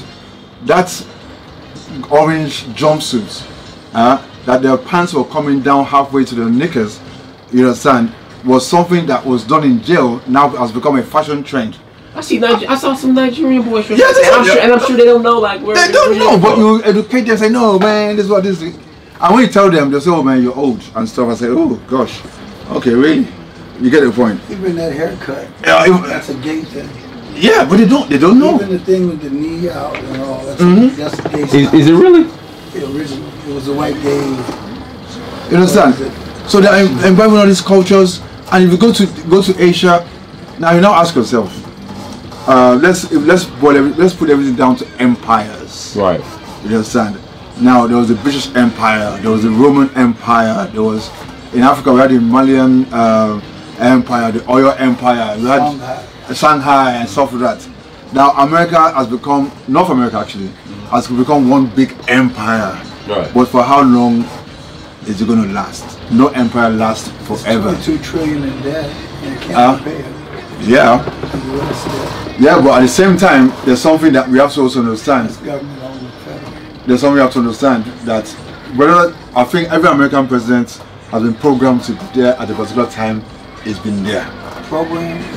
Yeah, program. That's why you have the electoral college. It's a program thing. You understand? That's my own theory. I'm not saying with facts. You should elect the electors to the electoral college. Yeah. And elect via the 12th Amendment. But the two-party duopoly has watered it down and hijacked the electoral system. Let me tell you what I'm talking about. Yeah. You had the Ford. All right. What? You had President Ford. You had President Nixon. Appointed. Nixon didn't last long. Then we got into. He lasted a whole term. Plus. Yeah. We got Jimmy Carter. Jimmy Carter was a friend of Africa that actually penetrated most of the heads of states of Africa and was like, oh man, this is. Andrew Young. Yeah. Then of course with Andrew Young. Yeah. Then you had who was after Jimmy Carter? Reagan. Ronald Reagan, cowboy, that kind of thing, actor, whatever. Vice President Bush. Vice President Bush, then Bush warmongers and stuff like that. Then you now had Bill Blythe, aka William Jefferson. Okay, Bill Clinton. Then you now had Clinton. Clinton was the cool dude, never white nor black, but in between. But it was the one that incarcerated more blacks than ever. No, he was white. He was white. Huh? He was white. Well, that's it. But he incarcerated more. Wrestle Black Caucus made him an honorary member. Right. You get the point? Then you had Bush back again because man, we needed some war fix. We need some war shit going on. We need to get some people know that we are Americans. Then you got a gay president. No, well, I don't know about the gay president, but we now had a black president. Gay president. So who's the gay president? Barack Hussein. Okay. He wasn't a black president. He had a gay agenda. Okay. So, he had LGBTQRS, TVV. Yeah, of course, he did all those ones. But one of the King presidents said, we ain't got time for this home. Yeah, but at the end of the day, when I say program, take that back to from that one, now we get a white supremacist president. Well, they're all white supremacists. Huh? They're all white supremacists. Name the Trump? Barack Hussein is. Name all the white presidents that weren't white supremacists. There are. Name all of them. Barack Hussein was a white gay president. Name all the presidents. Which president wasn't a white supremacist? Okay, you're right, Shaw. Lyndon Johnson was a bigger white supremacist. Until you get to the last black president, the Igbo guy, Ike Eisenhower. Okay. His mother was Ada Stover. Ida Stover. Okay, it's good to learn some things like this. And the black first lady, Jacqueline Bouvier. Kennedy Onassis. Okay, it's good to learn from, because at times when you just be using your own minds and thinking that. But anyway, what I'm just trying to bring out here is that at the end of the day, the white supremacist agenda is there. One, Africans with black skin, we don't age as fast as those with the white skin. So you say a 40-year-old, the melanin. yeah, exactly. So you say a 40-year-old woman black and a 40-year-old woman white, and you find out white ladies about 80 years old or thereabouts. Do you understand what I'm saying? That's why in Africa now say, oh, the new 60, the new 40, 60 or whatever. You understand what I'm saying? That is on that level. But the thing is, I'm just, you know, at times I just think of myself, I say, look, why the fuck am I even thinking about all this shit? Why don't I just live my life? Remember the time we used to do Speaker's Corner here? When we used to do Speaker's Corner, let everybody talk. I say, no, let them give us back artifacts. No, they cannot. We cannot take care of the artifacts. That's why they're taking them away. Okay, what about this, your Jesus and stuff like that? Oh, shit. No, we were doing an old religion before, and now we have a new one. A blue-eyed, blonde-haired, white dude, you understand, that took you into slavery, that messed you up in totality, and you want me to bow down there, and your pastors, you understand, are not driving in private jets. I'll ask you, being that your last dime, we need it for God. God is hungry, God is poor, God needs up your money by all means. If you don't do it, God is not going to do anything for you. And they look at it and say, yeah, you're right, this is hallelujah. Forgetting that the first slave ship that came to Africa was Jesus. And they're not lying. When the white guy says, we are taking you to Jesus, and Jesus is the only way, truth, and the light, you understand, and we're taking you to the promised land, which is heaven, was easy for them to go into the ship and get into the Americas and get into the Caribbeans and end up there. And they go back there and they're still saying, oh yeah. And you know what, another thing too, when these Brazilians, have you met them before when they come into Nigeria? Brazilians and Cubans. When they come into Nigeria and say, okay, this is the home of Yoruba, the home of Orisha, this is the home of this, the home of that. And they come here and it's like, man, what the fuck is going on here? Do you understand what I'm saying? Because one of the shrine priests, look, I want to come to America. And like, come on, don't destroy my dreams. You know what I'm saying? I thought I'm coming home, I'm coming to see the real African gods. And here's a priest that's telling me in secret, but he doesn't want the high priest. Meanwhile, the high priest, What's the visa? yeah, what's the visa? Meanwhile, the high priest, you understand, that one is invited every other time, and he's leaving his subordinates at home. You understand, because I want to go to America, go and do some rituals, go and do some whatever in Cuba, in Brazil, and those ones are saying, I want to go to America. And you're asking, don't you believe in your God? Or you see, because when I went to, I'm going again this year anyway, the Ocean Festival. Oh, is that why you're coming? I'm going, yeah. I'll get your information. Okay, fantastic. Before I leave, I'll get your information. But yeah, absolutely. Okay, great. And we'll go together. Have you been before? I went last year. You went last year? Yeah. Okay, I missed last year. I was the year before. I was there last year. But compared year before, I don't know how it was last year. It was good. It was my first one, but I enjoyed it. It was your first one, but you don't. If you know what good is, if you don't book your tickets now, in those days, you don't book your tickets in May, you don't get a hotel room where you get there in August. That was how it used to be. Yeah. Then we had a governor that came in, Araboshola, that wanted to Islamize the states. So it was trying everything to discourage what's going on. Before that's a movement from the palace to the river. Right. We saw jam-packed. You understand? When I say jam-packed, to move. You understand? There's an event I go to in Senegal called the Grand Magal. That right there, elbow to elbow, jam-packed, millions of people. Last year at the Oshun Festival, like we walked, like I forgot where we parked. We walked through the forest and for the palace. It wasn't bad. Yeah, it wasn't bad for the first time, but if you've been going there before, so that's why we're going again next year. Sorry, this year, August. Then there's also another thing that which other one too? There's an Ijebu Ode. Yeah, there's that one. There's another set of people. What I'll do is that before you leave, I'll give you some other festivals within that period. Well, I would love for you to come to our festival in November in my town, Orua, in Osun State. It's like 35 minutes from Oshobo. November when? I'll get the exact date, so I'll see that. Because I'm having a DJ festival from the 20th to the 25th. Okay, I'll try to see if we get it before that, but I'd love for you to come. Okay. Huh? Yeah, November. DJ festival. Where? Yeah, Lagos here. I'm doing different parts. In June, Kutonu, July, Africa Shrine, August, September, I hit Moist Beach Club, October, I won't do anything about collaboration. November, the festival. That's the idea. In fact, I want to even do the August one in Osun State. The Osun Festival in Osogbo. Yeah. So at least the visitors will have some place. Oh, you did? Yeah, that's usually where I'll go when I come. It's a British club. I didn't meet Frank. You didn't tell me to go meet Frank and go. Frank Halim.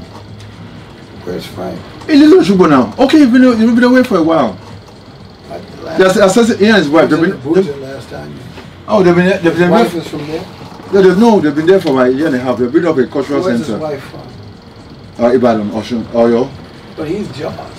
I know, but they have this massive land on the mountain somewhere there that they're building a African cultural center. I haven't spoken in a while. He has to win my back. I was going to the States about 2.5, almost 3 months this time.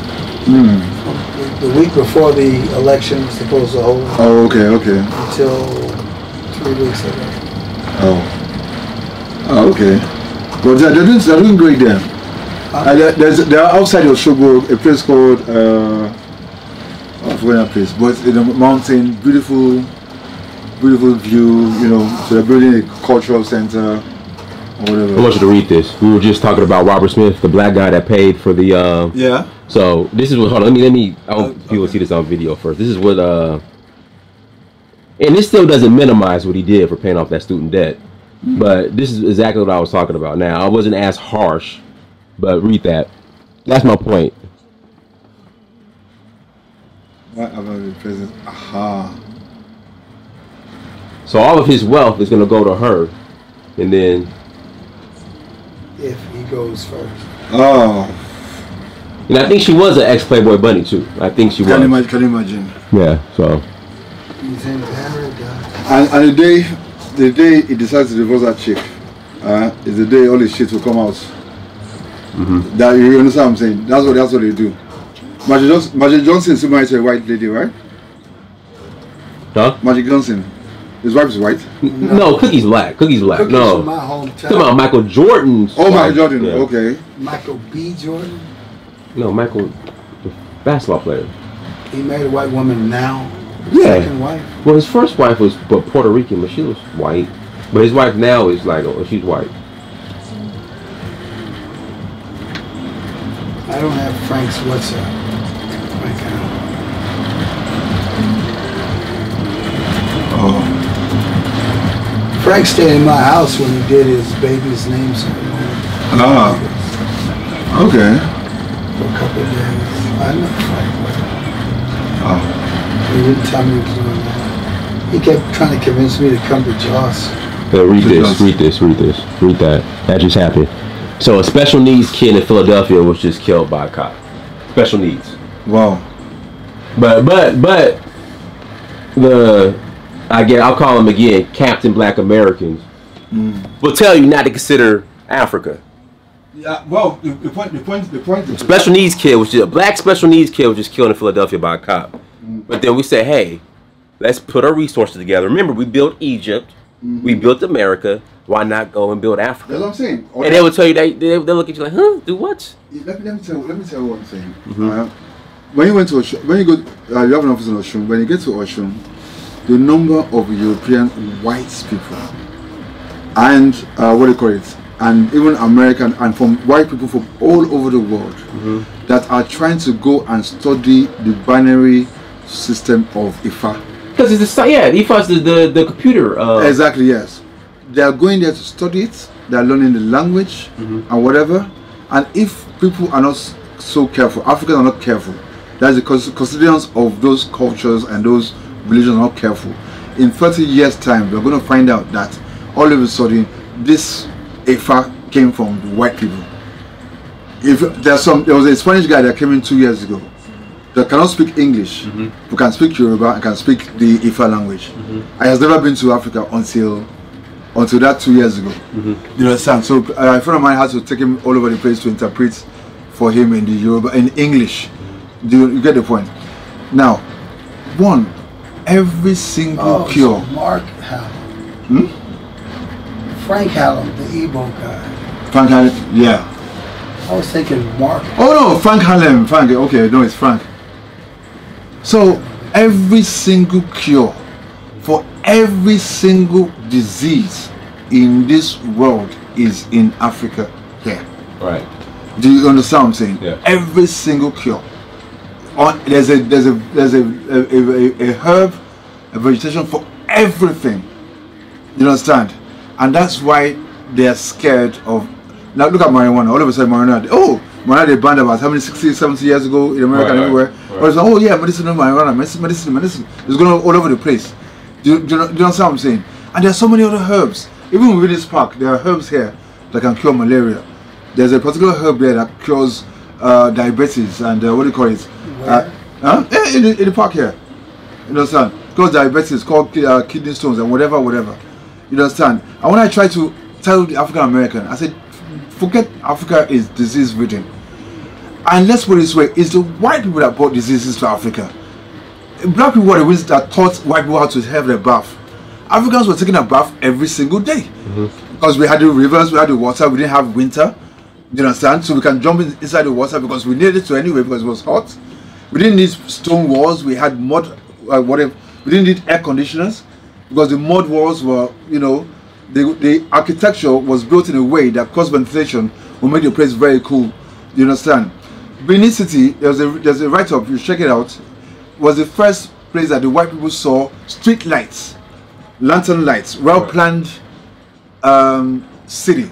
Right. You understand? And it was a very difficult place to conquer until one sellout. Of course, there's always been a sellout that told the white people, okay, the guys, the king and everybody are doing their traditional.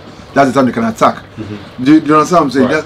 So there's so many things that are in Africa that the media houses that have been brought over by the white people, right, are not showing. You understand? They're showing them the Lamborghinis. They're showing them the Range Rover Sports, the G-Wagons, and all of the bling blings and everything like that.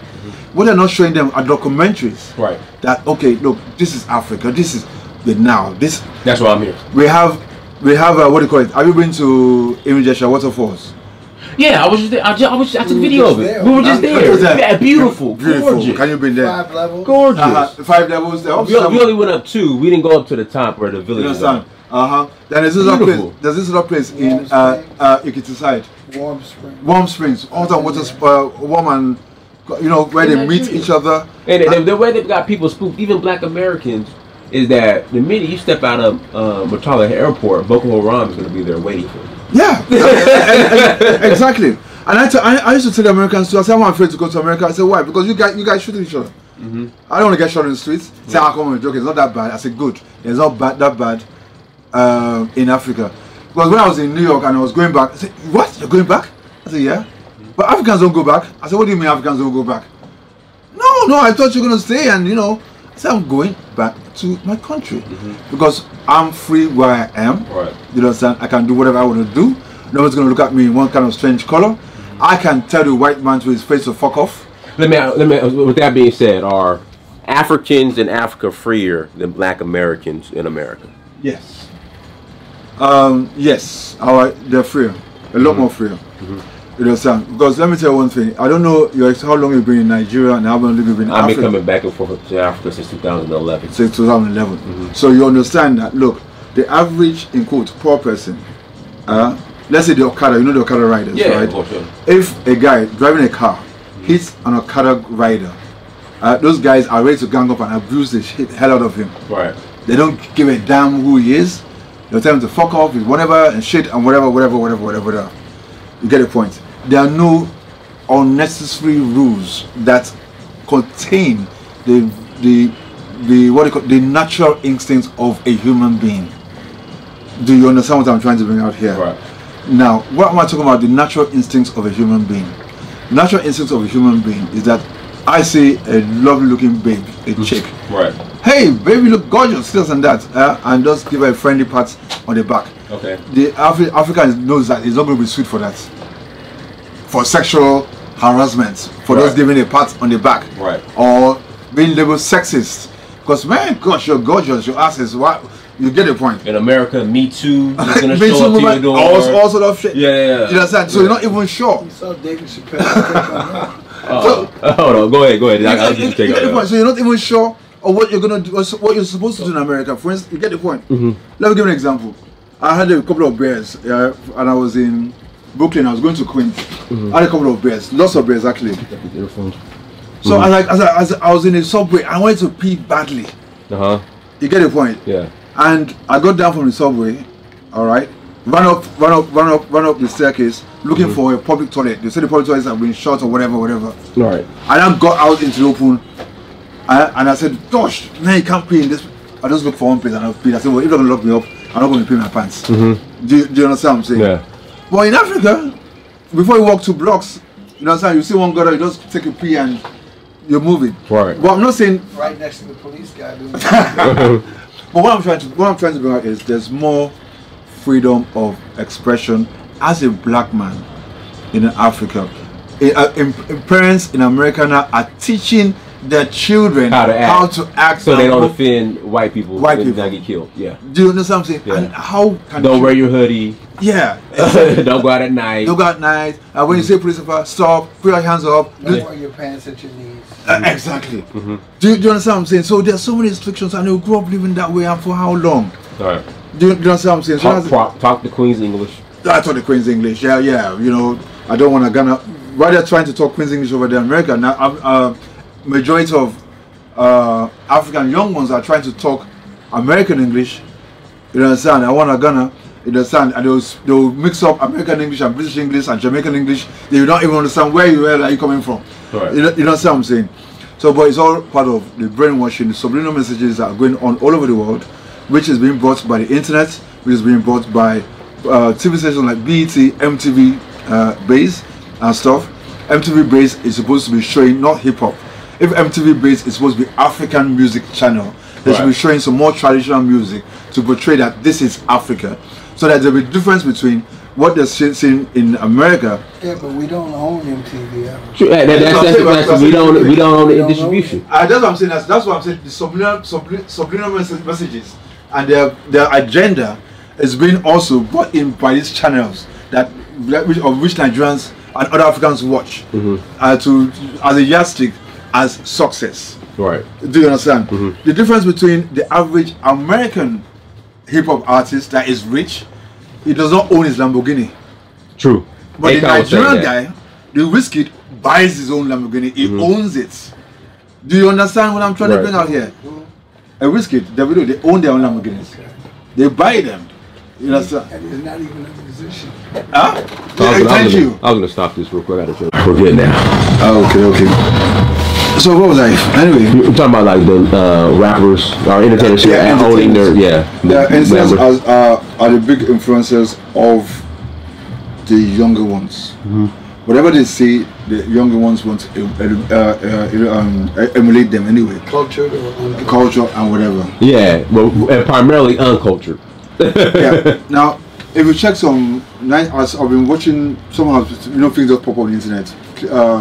Clips from the 70s and 71, or Bill Cosby and some of these guys that were running the Black African human rights movement, the Malcolm X's of this world, the what do you call it, Martin Luther King, and all those ones. You know, that is a generation that influenced my kind of generation.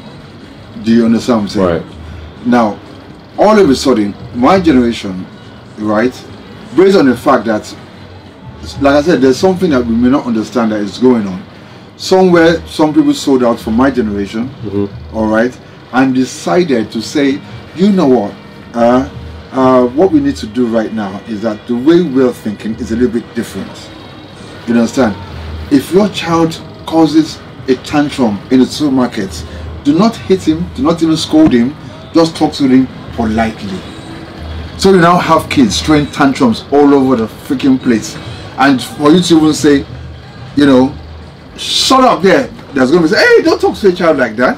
Right. You get the point? But don't forget that even in the animal kingdom, you understand, even in animal kingdom, when a bird wants to teach its what do you call it, little one has to fly, we'll throw him out of it because he has to learn the hard way. Right. Do you understand what I'm saying? Now, they've taught our kids, our male to become sissies. Sissies are becoming now, you're looking more feminine. You have the feminine. Imagine, how do you feel about the whole, like in America, say your wife or are you married or you have a girlfriend or? Oh no, I was married before. But you have a daughter or a kid? Son, yeah. You have a son, okay. Well, say you were married, your wife, and you have a daughter, and your daughter. Say they go to a girl's restroom.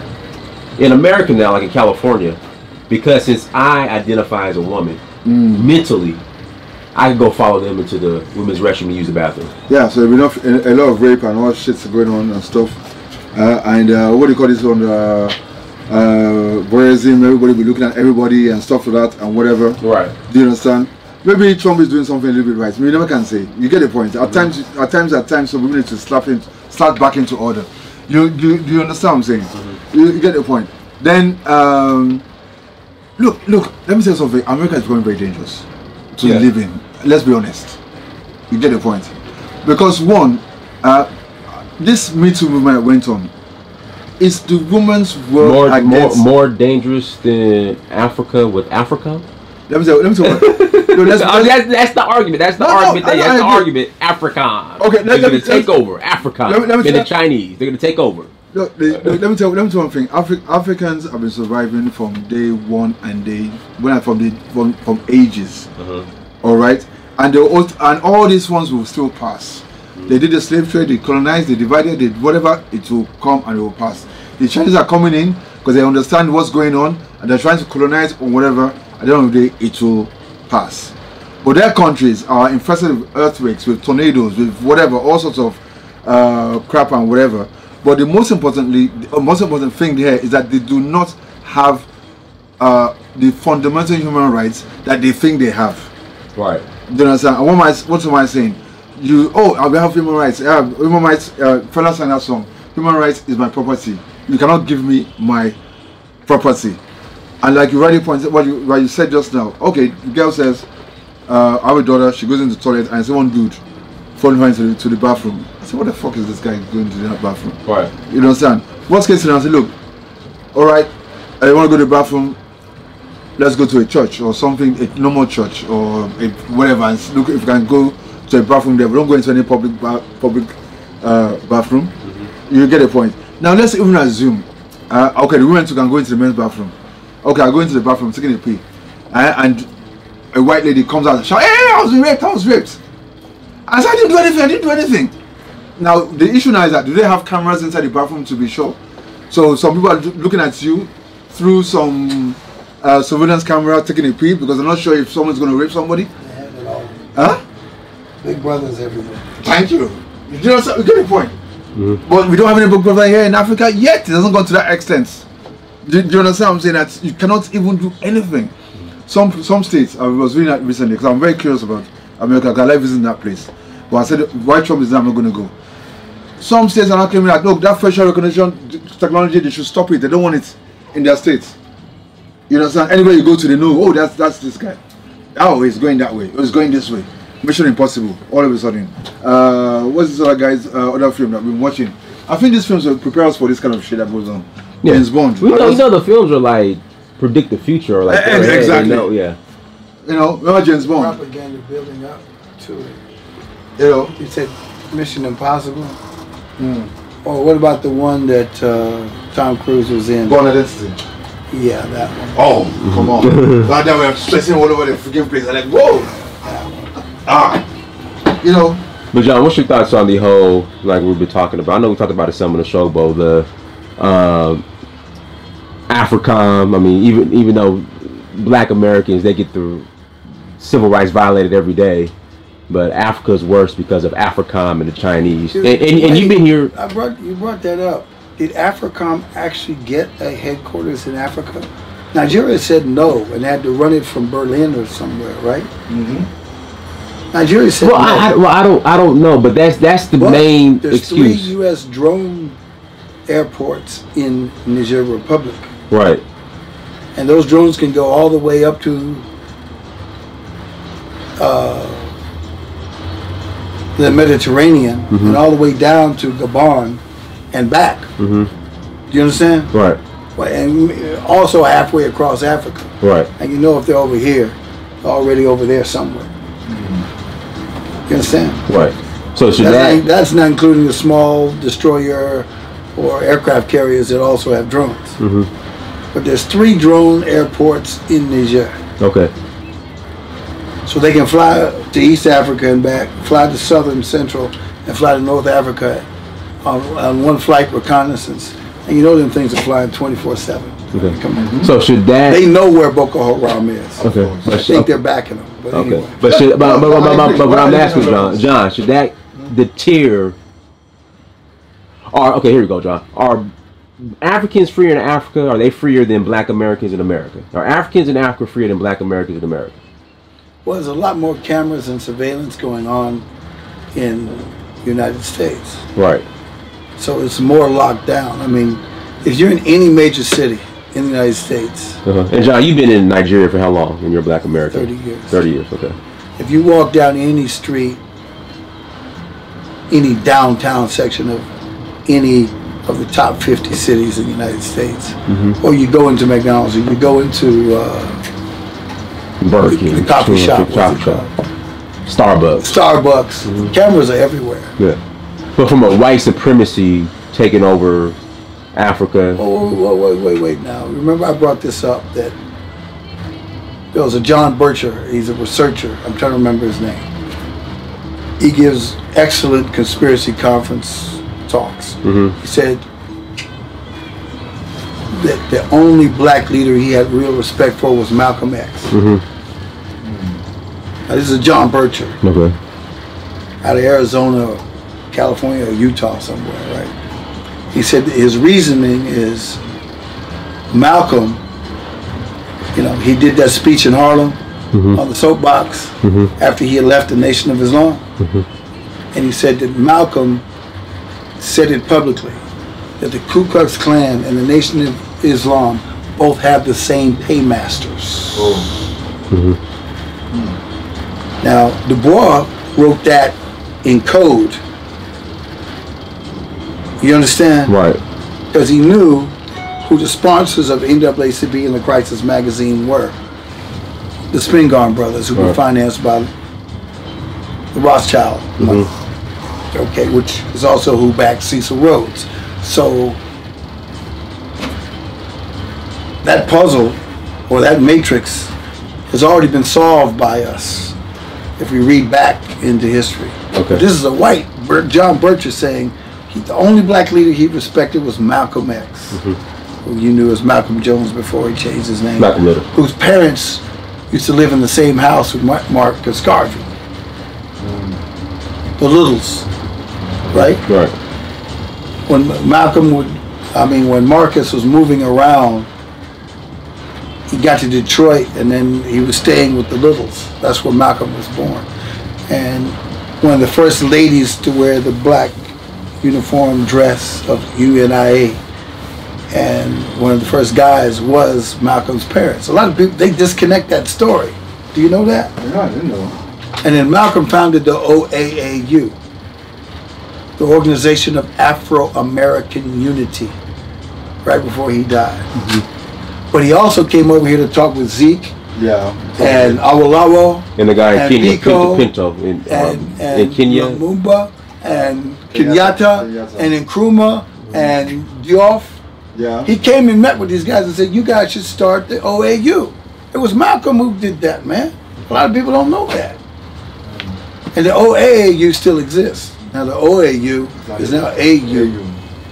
At least the symbolism in there. Now you and I, we went to the AU ambassador to the United States and Caribbean's town hall meeting. Right. In Atlanta. Right. At AU Center. Right. Morehouse campus. Right? Yeah. I was the first one to ask questions. I said I could only ask one question. After she gave this big speech about why not African Americans come home, welcome home. She said that. She also talked about she was born in Zimbabwe. She's a graduate of Fisk University, where my parents and grandparents went to school. And Meharry Medical College, where my grandfather and my father went to dental school.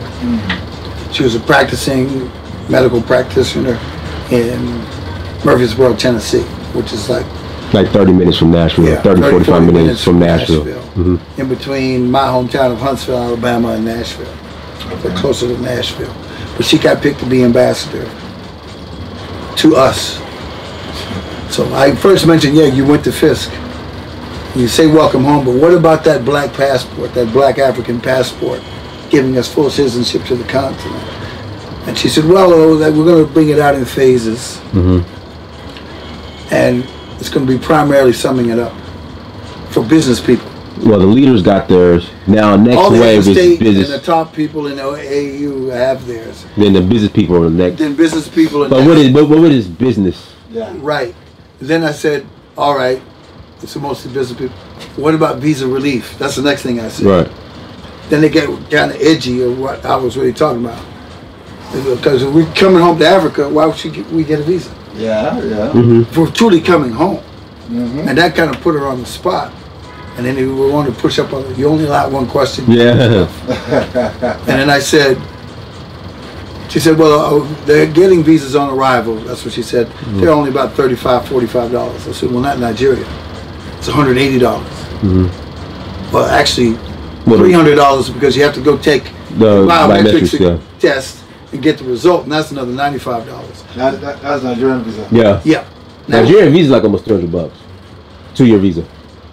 Wow. Most expensive. It's more expensive. But the biometrics is another $100. Well, that's what I'm saying. You got to figure that in. You also have to get to either Atlanta, New York, or DC, or Houston, or somewhere in California to take the test for the biometrics officially, get your result, and pay your visa fees online. Because you must do that before you're... Yeah. So that's $300 and you haven't bought the ticket yet. That's the last thing I was allowed to say. So, that's our AU. And this ambassador went to the same school as my parents and grandparents, and I even made it further. It said the oldest building on Fisk University campus has a plaque on it in our family name, Minnie Cashin, who taught the Fisk Jubilee Singers for 35 years. And if you know your history, the Fisk Jubilee Singers are really what funded Fisk's biggest campus buildings in the 1800s. It was we went around the world entertaining. Yeah. Okay, but you're the ambassador. So I said, well, we'll get to that. I said, no, we need to discuss that now. Cut the crap. Now, that's the last thing I said. So even with that level, where we're supposed to be coming together, still this visa issue. And if you're giving out the passport, it's for the elites. It's not for us. Oh, exactly. It's for selective. And they had a United Nations sign on the right, and they had the African Union sign on the left. You know, the African Union is a subsidiary of. That's my point. Now let's put it this way. You said something just earlier about the symbolic change of name for Organization of African Unity to African Union. Like European Union, like North American Union. Union, yeah, but when it was a union, does not very mean a union cannot exist when everybody is in one accord. Do you understand what I'm saying? Yeah. One accord. In the sense that everybody's on the same page. Alright? But when it's about unity, we're saying, okay, let us unite. It may be semantics, but that's why I look at it. When you say African Union, that means, okay, everybody's African, we belong to this organization, we're just a union. And everybody can have their differences. But when it's about unity, that means, okay, look, we have to come together and actually be as one. Which is the original intent of the AU. Yes. And that's what we said Malcolm X came into Africa to create. You guys need to start your organization. And he went and met with everybody. That's what I'm saying. The major ones, Anglos at the time. Yeah. Plus Senegal. Yeah, but if you look at the unity and the union, do you get the point? Now, a husband and wife could have a union, but does not mean they are united. Right. In spirit and everything. They'll be fighting every day, but they're still legally married. Do you understand? So they're legally in a union, but they're not united. You understand what I'm trying to bring out here? That's what I was indirectly pointing out, since I could only ask one question. if you have any power as the ambassador, and you're our only ambassador to the Americas, because she also represented the Caribbean, not just the United States. Okay. And South America too. She said that. Yeah, she has a lot of territory. Right. One human being who just happened to go to the same schools that my family has been going to. She's not going to delegate power, and she's trying to create regional offices. And apparently Atlanta was the first one. And they had a couple of Nigerian ladies, right? We spoke to one right in front of us. Was one lady from Botswana. One or two Caribbean, but they were mostly black Atlanteans from Atlanta. Right, yeah. Okay. And I think the guy that was ahead of it was from Ghana, the Ghanaian, the black guy. the guy who spoke Yeah. with the garb on. Right. Yeah. But it looked channeled to me in the sense that, okay, all these people are qualified people. One of them used to work with Peace Corps. Now, you know what Peace Corps is? Yeah, no, I don't think so. Peace Corps, that's the Army people. USIA, Oh, USIA. the former number 2 Broad Street Library. That was close to our defense building. Yeah. Peace Corps workers, right? And what's the other one? Vista. They stopped Vista. That was for the student. You get your student loans deferred, but you still do it with Peace Corps. So one of them, he had been like to Bolivia, South Africa, where else?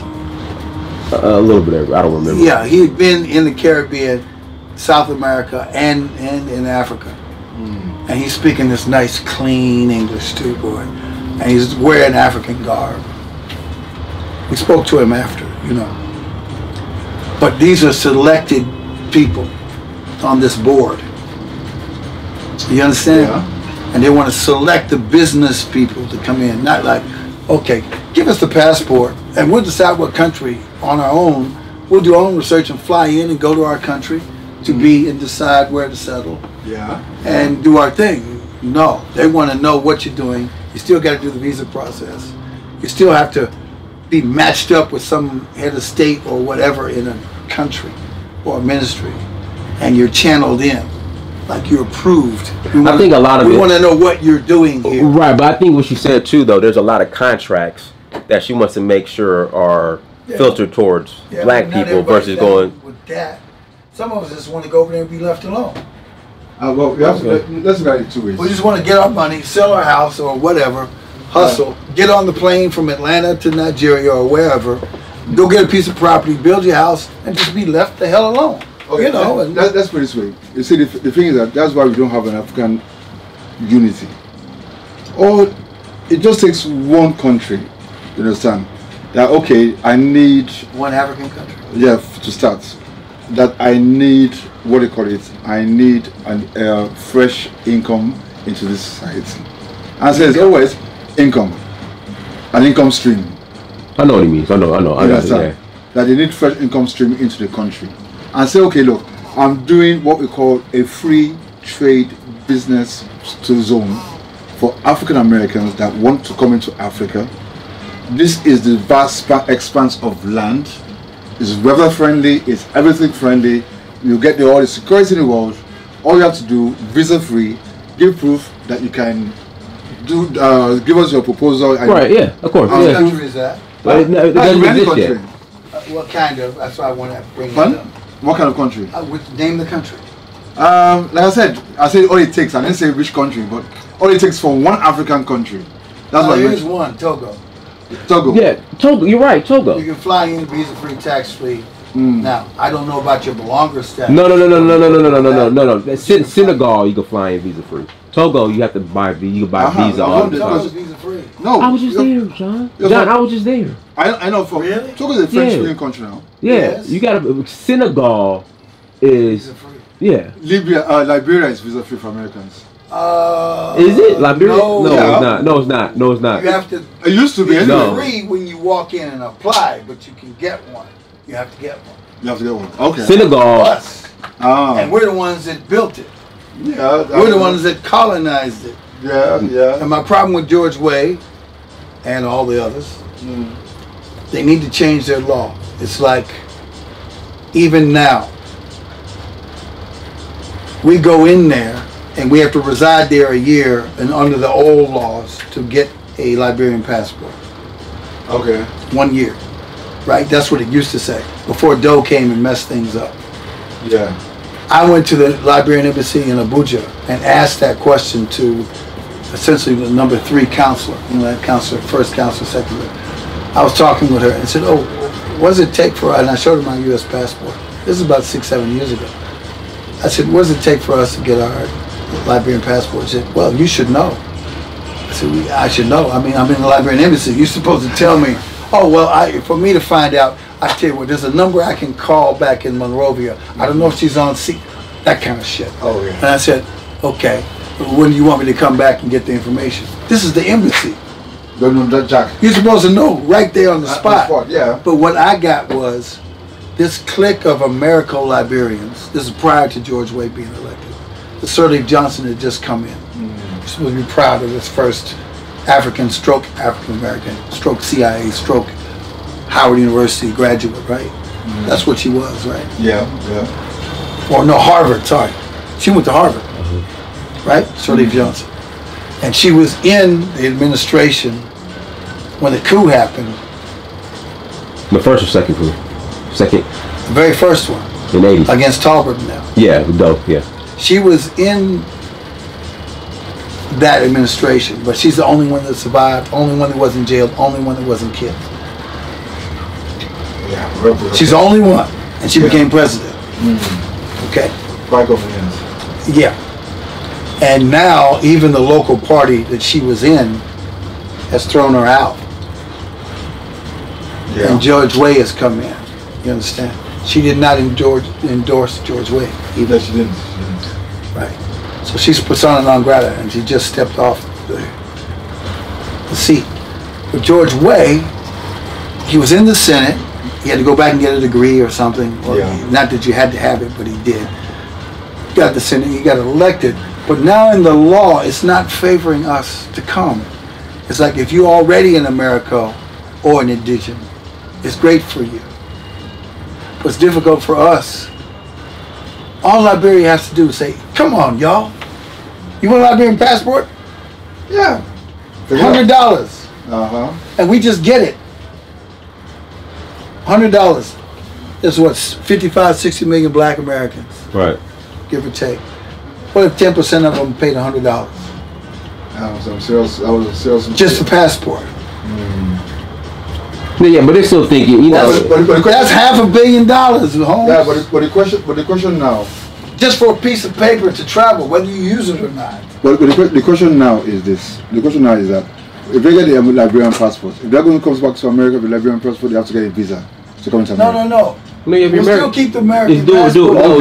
We'll get the Liberian because we're entitled to it. Okay.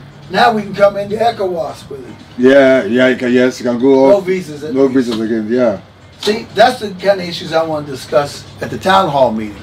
But it's like, no, you can only ask one question. But this is the crux of the matter. If you can't have a passport to go home and now have to go to Washington or New York or Atlanta, if you're lucky, to get a visa to come home and be a free man or free woman for that matter, then what are we talking about? At least get the visa relief or something.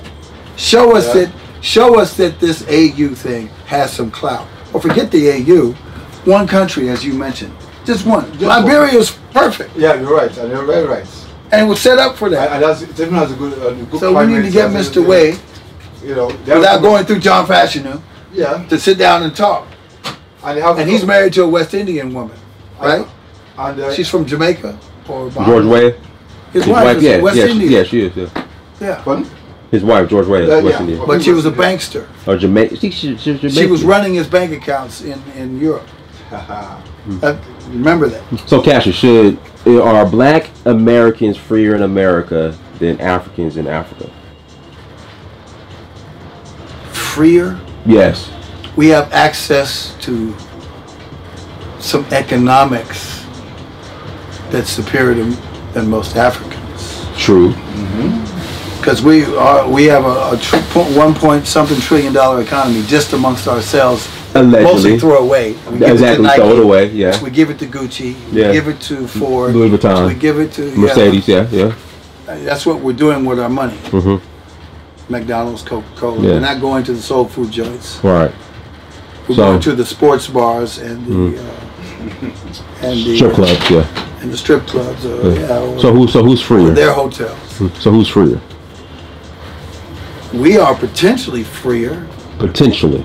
But an African in his own country, in his own citizenship, to me, if he has some economics, he's probably freer. Okay, that makes sense. Yeah, because everything's locked down over there. True. Literally. True. Over here, you have money, you don't have money. Like I say, you got community. You can't eat. You go to your village and pull the fruit off the trees or pull the yam out of the ground. My buddy in Benin. You ain't got that back home. My buddy in Benin, we were pulling coconuts, just drinking fresh coconut water. Straight from the tree. Wine. Yeah, drinking straight. Yeah. Banana. But the thing is, like I said, organic. No GMO. Right. No Monsanto. No. Exactly. One thing I have to understand about, because there was a question, some African Americans came to us, what does freedom mean to you? They're asking people, what does freedom mean to you? Right. And freedom is, to some people, okay, free speech, free movement, free whatever. You have independence and determination of your. You get the point. Now, we're talking about free and economically free and stuff. Like I said, most important freedom everybody wants is freedom and the peace of the mind. Right. You get the point. That you can move, walk, do anything you want legally in the place where you are, but also not being scared of whatever may be a repercussion of something that will come to you naturally. And I gave that example earlier.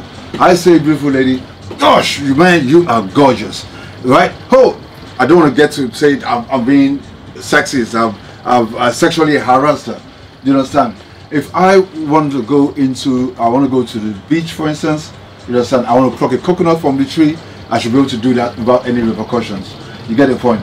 If I'm pressed, all right, and there's a forest somewhere, you understand, I should go into that forest and take a poop. Make the land fertile. Exactly. You get the point. If I like what do you call it, an antelope or a grass cutter, and I want to go hunt it. Grass cutter, yes. Just to eat. Love grass cutter. You understand? I don't want any animal rights or animal rights come and tell me that I was cruel to that animal because before their forefathers were born, and let's not forget the white people were the barbarians of this world. You get the point. They were the ones that had to using skin and everything. What were they getting the skin to cover themselves because of the cold? We only needed leaves because we had a hot. But when we talk about freedom, you get the point. Freedom is relative to which society you belong to. And the question is, African Americans will be much more freer here than where they are. I'll tell you that. There will be much more. Do you understand what I'm saying? Because number one, there's no. As long as you have some money. Exactly. No one is going to. If you're flat broke here or there, you're in trouble. But I'd say more so there. Yeah. Because you'd be swept off into the homeless camp or into some states. You become a third, fourth class citizen in a day, unless you have somewhere or some. I mean, luckily I inherited some property, and I can go at least pitch a tent on my own yard. If the house burns down, or even if I don't get along with my family. But here, most people have that. If they're born here, they're born into a family traces to somewhere where they either buried the relatives in the ground there or whatever, and that doesn't leave them.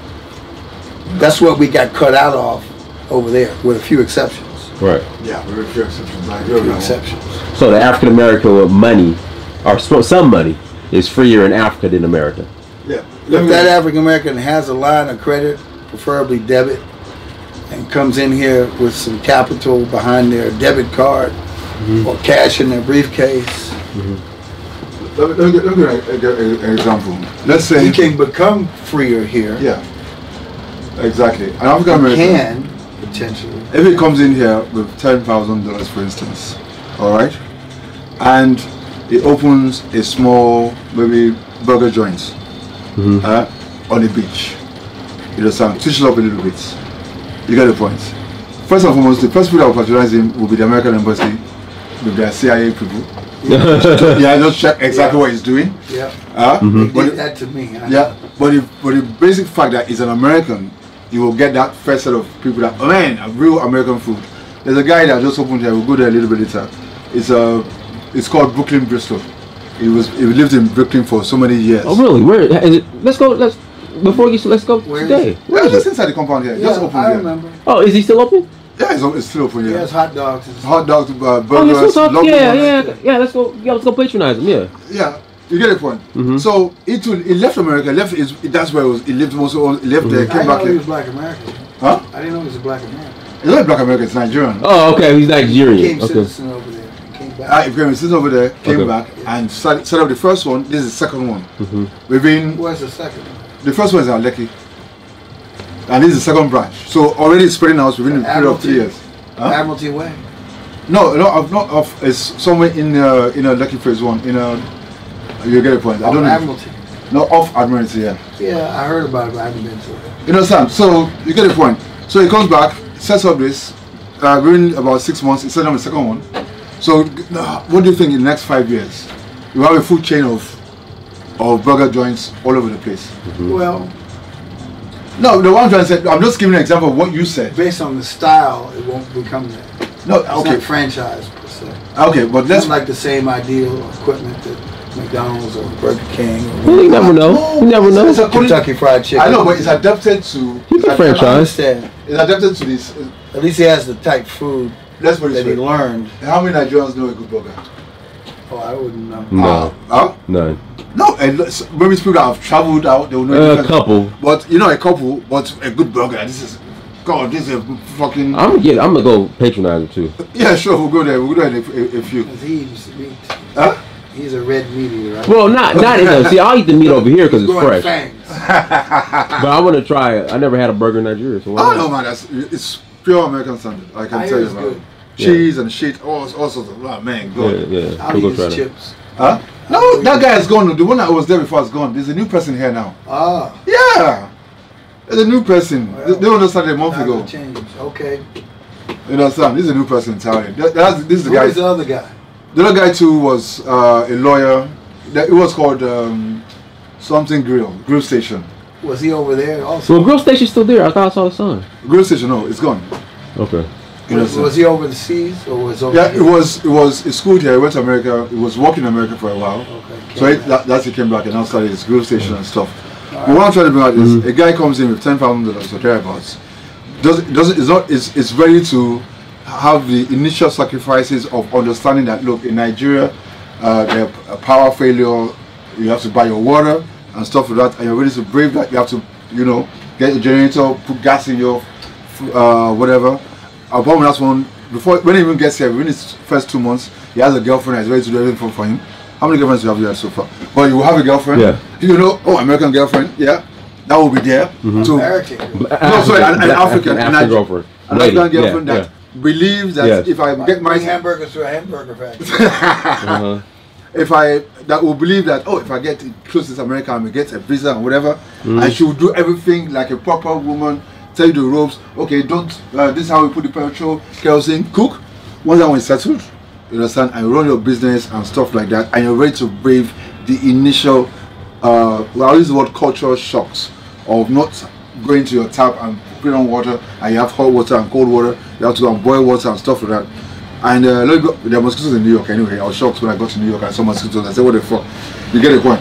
But then have your mosquito nets. Once you can survive for the first 2 months or 3 months, I understand the traffic.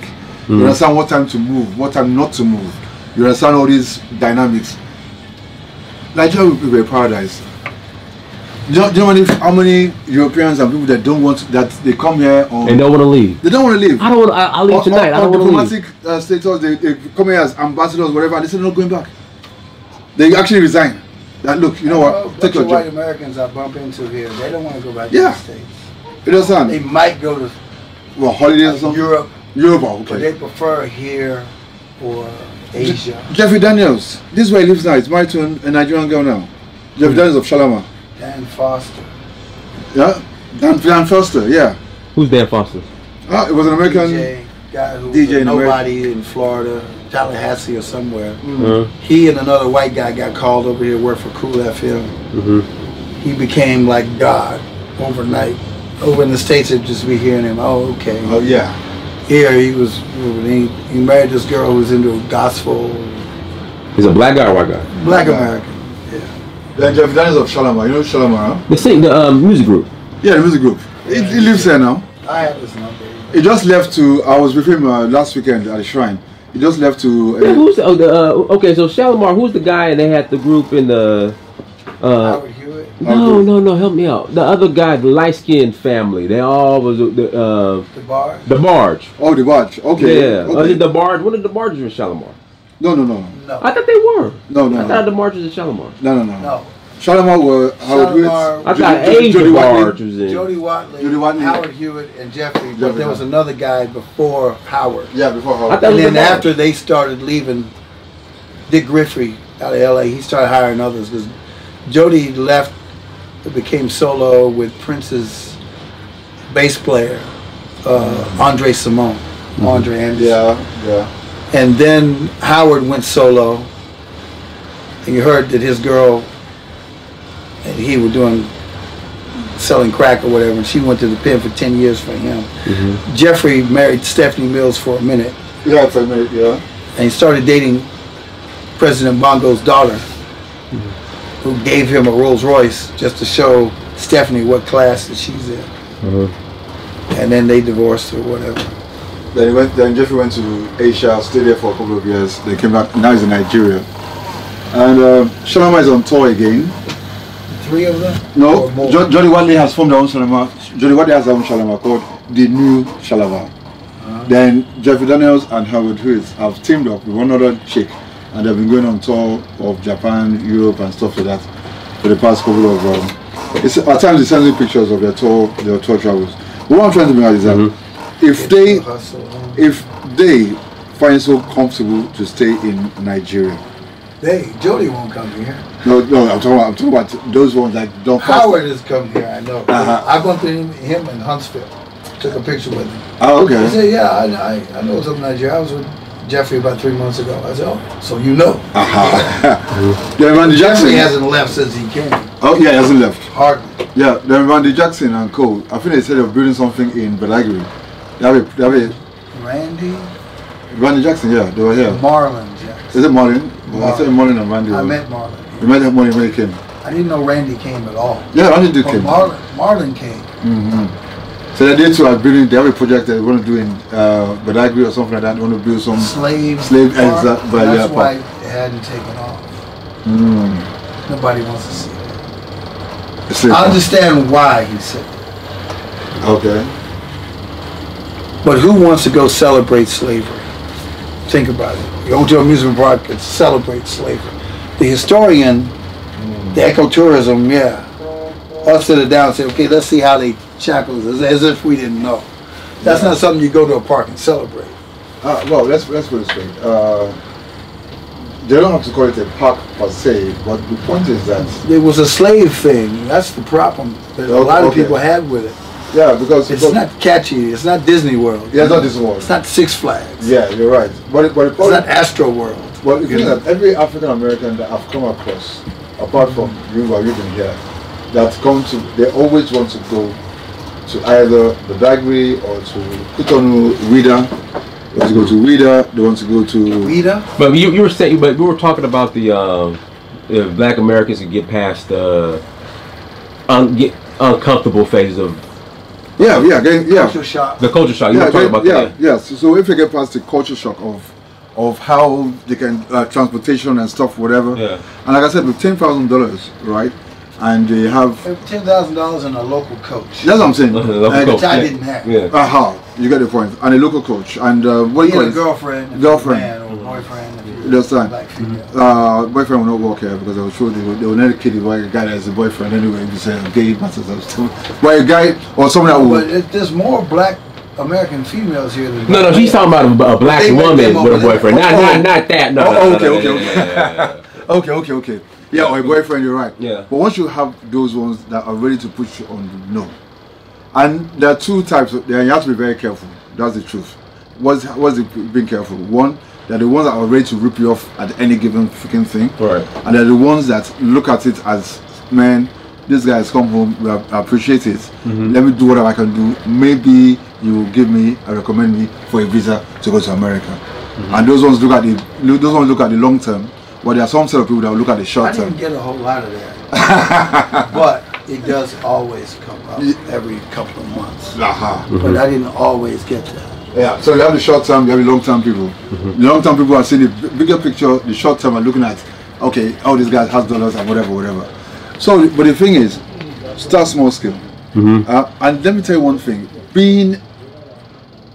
if you're able to speak the accents in the original form of an American accent, like you guys are speaking, you understand, every single freaking door will open to you if you're ready to dance to some government person's tune. And what do I mean? You understand? All you have to do is go into an office, office of the governor. Sorry, excuse me, I'm an American citizen. I just came into Nigeria. I'm going to see the governor. Oh, really, sir? Yes, sir.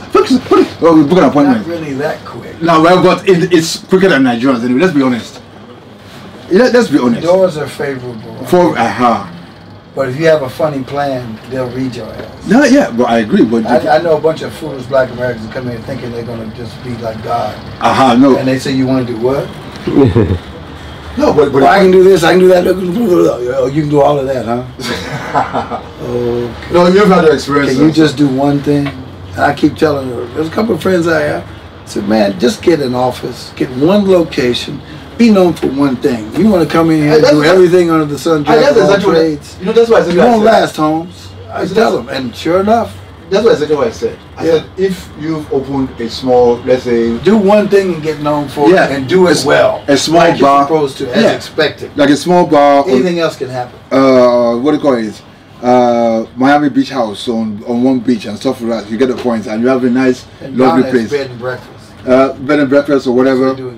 You get the point. Then you now say, okay, fine. You're on the beach. You've done this and whatever. You invite the minister or commissioner or whatever. Please come over, we're opening. It sees it. In fact, we want to give you the honor, open the tape because we have ego problems here. You understand? We want you to open the shit. They can say, yeah, thank you. On behalf of, you see, this is what we're talking, that African Americans should come home. You can see your brothers, you see your sisters, what they're doing. We have the opportunities here, blah, blah, blah. Cut the tape. Go into the meeting, have a bottle of Hennessy or champagne or whatever. Mr. Commissioner, I want to expand this space. Can I have some acres there? You get the point. And the bottom line is, in this country, what is in it for me? Yeah, sure, but I'm also considering that you're a partner. You're not going to be commissioner forever. So if you can approve this, I'll give you 10% stake in this whole shit. Say, really? Yeah, sure. Okay, the law of is yours. You get the point? Yeah. It's not as easy as that, but that is, I'm not saying in a nutshell, in the process. All right. Now, if people see people like that doing that thing, the guy has relations, brothers, sisters, friends in the States, all right? And he comes back home, he still has his American passport. He goes back home. Man, how you doing, man? Oh, this is my results in Nigeria. What? How many months did you spend there? Well, yeah. You have owned this? Yeah, I own it. How? Oh, well, and he tells them the truth. Well, there's these issues, power, electricity, water, whatever. But I brave this. I'm on power, I'm on electricity, I'm on water. You understand? But you can count them, all of us, on one or two hands. That's what I'm saying. You know that. I know that. But the point is because, let's put it this way, human beings by nature are selfish. All right? Naturally. They say every man for himself, God for everyone else, or whatever they say, I've forgotten how they say it. I want to say human nature is selfish by nature. Let's put it this way. It's only in films that I believe someone say, oh, I'm going to die for somebody, I'm going to die, let me die for the person, and the person, no. When it comes, if a bomb blasts here now, you're going to leave your camera, everyone's going to run out first and find out what the hell happened here. Do you understand what I'm saying? No one's going to say, okay, you guys go first, because it's a natural instinct of survival. All right? Now, the African, I don't know if it's in the DNA of an African, all right? Or maybe they've programmed it to be in our DNA, that the African person, whether it's African or African American, is self-centered. Do you understand? When I say self-centered, in the sense that when it comes, because nowadays the communal living that I was talking about before is almost disappearing. All right. So you go to a particular place, and okay, I know John Cashin. How is my friend? You understand? And the first thing I'll be telling you, don't talk to that guy. Don't talk to this one. Oh, this is a bad person. This is a bad person. Oh, that's dangerous. Don't talk. You know that kind of thing. And you're wondering, but when you come for the first time, you think that okay, the guy is trying to be, but then after a while you start feeling stifled. It's like you can't move. Then I say, motherfucker, get out of my way. Let me even check what's going on. And you find out that not all Nigerians are horrible. There was this lady I met, even from the Netherlands, works with IOM. IOM, yeah. But she's gone back to the Netherlands now. I think she's coming back again. What's IOM? International Organization for Migration. The people that take care of returnees and stuff. So she comes in from and she has police escort here and there. She can't move anywhere without police escort. So one early Saturday morning, she just sneaked out of the backyard, checked her internet, and came to Freedom Park by herself. You understand? She found it on her own. On her own, she went on the internet, you know, just and found it. Where to go into in Lagos. Yeah. And Freedom Park was part of it. Yeah. So I was sitting down there smoking a cigarette. Then next thing. Only a cigarette? Yeah, only a cigarette. So that's when Next thing, I say this lady, she looks lost. So I go approach her, I say, hey, is this your first time in the park? He said, yes. Okay. First time in Nigeria? Yes. Okay. Let me take her around the park, give her a tour around the park. Then we sat down and we got talking. I said, look, Nigerians are so nice. I don't understand why they keep on telling me I must have police escort, this and that, and whatever. Black or white? White. You understand? Now why should I have police escort and whatever? There's this other lady called Veronique. I don't know if you know her. She's French. Veronique. You may have known her. She's been around town. You understand? She has been transferred out of Nigeria. She's coming back. She got a place to come back. They're taking her to Port Harcourt. Ah man, you know, don't take her to Port Harcourt. They'll kidnap her. One shit. I say Veronique is a down-to-earth lady. Veronique will go into the creeks, go into the joints, be smoking with the kidnappers. You understand? Smoking weed, doing everything with them, and nobody's gonna harm her. Once you belong as you are like seen as one of the people. You're blended in. But if you're carrying airs that you're more superior, I'm African American, you guys are Africans and stuff like that, then a lot of shit will go your way. Do you understand what I'm saying? Right. And that's how it is. It's just like going to a hood in the States. You understand, one hood like this, and you go in the cribs and you're trying to shoot at. That's what the motherfucker. Where does this one come from? You know, you get the point. You just driving, we want some Jaguar and like kind of babes. I said, what? You know, you know. So that's how it is. You understand? Brother, what's your contact information? Tell everybody what you do and how they can reach you. And I know you got your radio station and radio set up. So okay. Online presence. Yeah, share everybody your details. Okay. I'm known as Raymond Browne on social media, also known as DJ Ray B Browne. That's RAYBEE Browne with an E at the end of it. I run brownhillradio.com. It's an online radio station. Also, so you can check me on Twitter at Browne Hill, Instagram Browne Hill, Raymond Browne on Facebook, and I'm also the founder and coordinator of the African International DJ Festival, which will take place in November. The second edition will take place in this year, 2019. And also, most importantly, I am what people will call, well, let me know what people call, what I call myself, a positive thinker. You know, so I'm a positive thinker, and I do not like negativity, but at the same time, I like the truth. And I love my skin, and I love people that love their skin too, whether you're black, white, or yellow, or green. But most importantly, I always keep on saying is, no human being is superior to the other. But if there's going to be superiority, because I'm black, I believe blacks are more superior than any race in the world. That's it. Thank you. Thank you. Thank you. Appreciate it. I appreciate the dialogue. I enjoyed this. We were here like, what, 2 hours? We've been here about 2 hours. I enjoyed the dialogue. Hope you guys enjoyed it too. Down at Samir Search for Uhuru. Peace. And we got John too. Our brother, John Cashin. In the house. In the hood. In Freedom Park. In Lagos, Nigeria. That's right.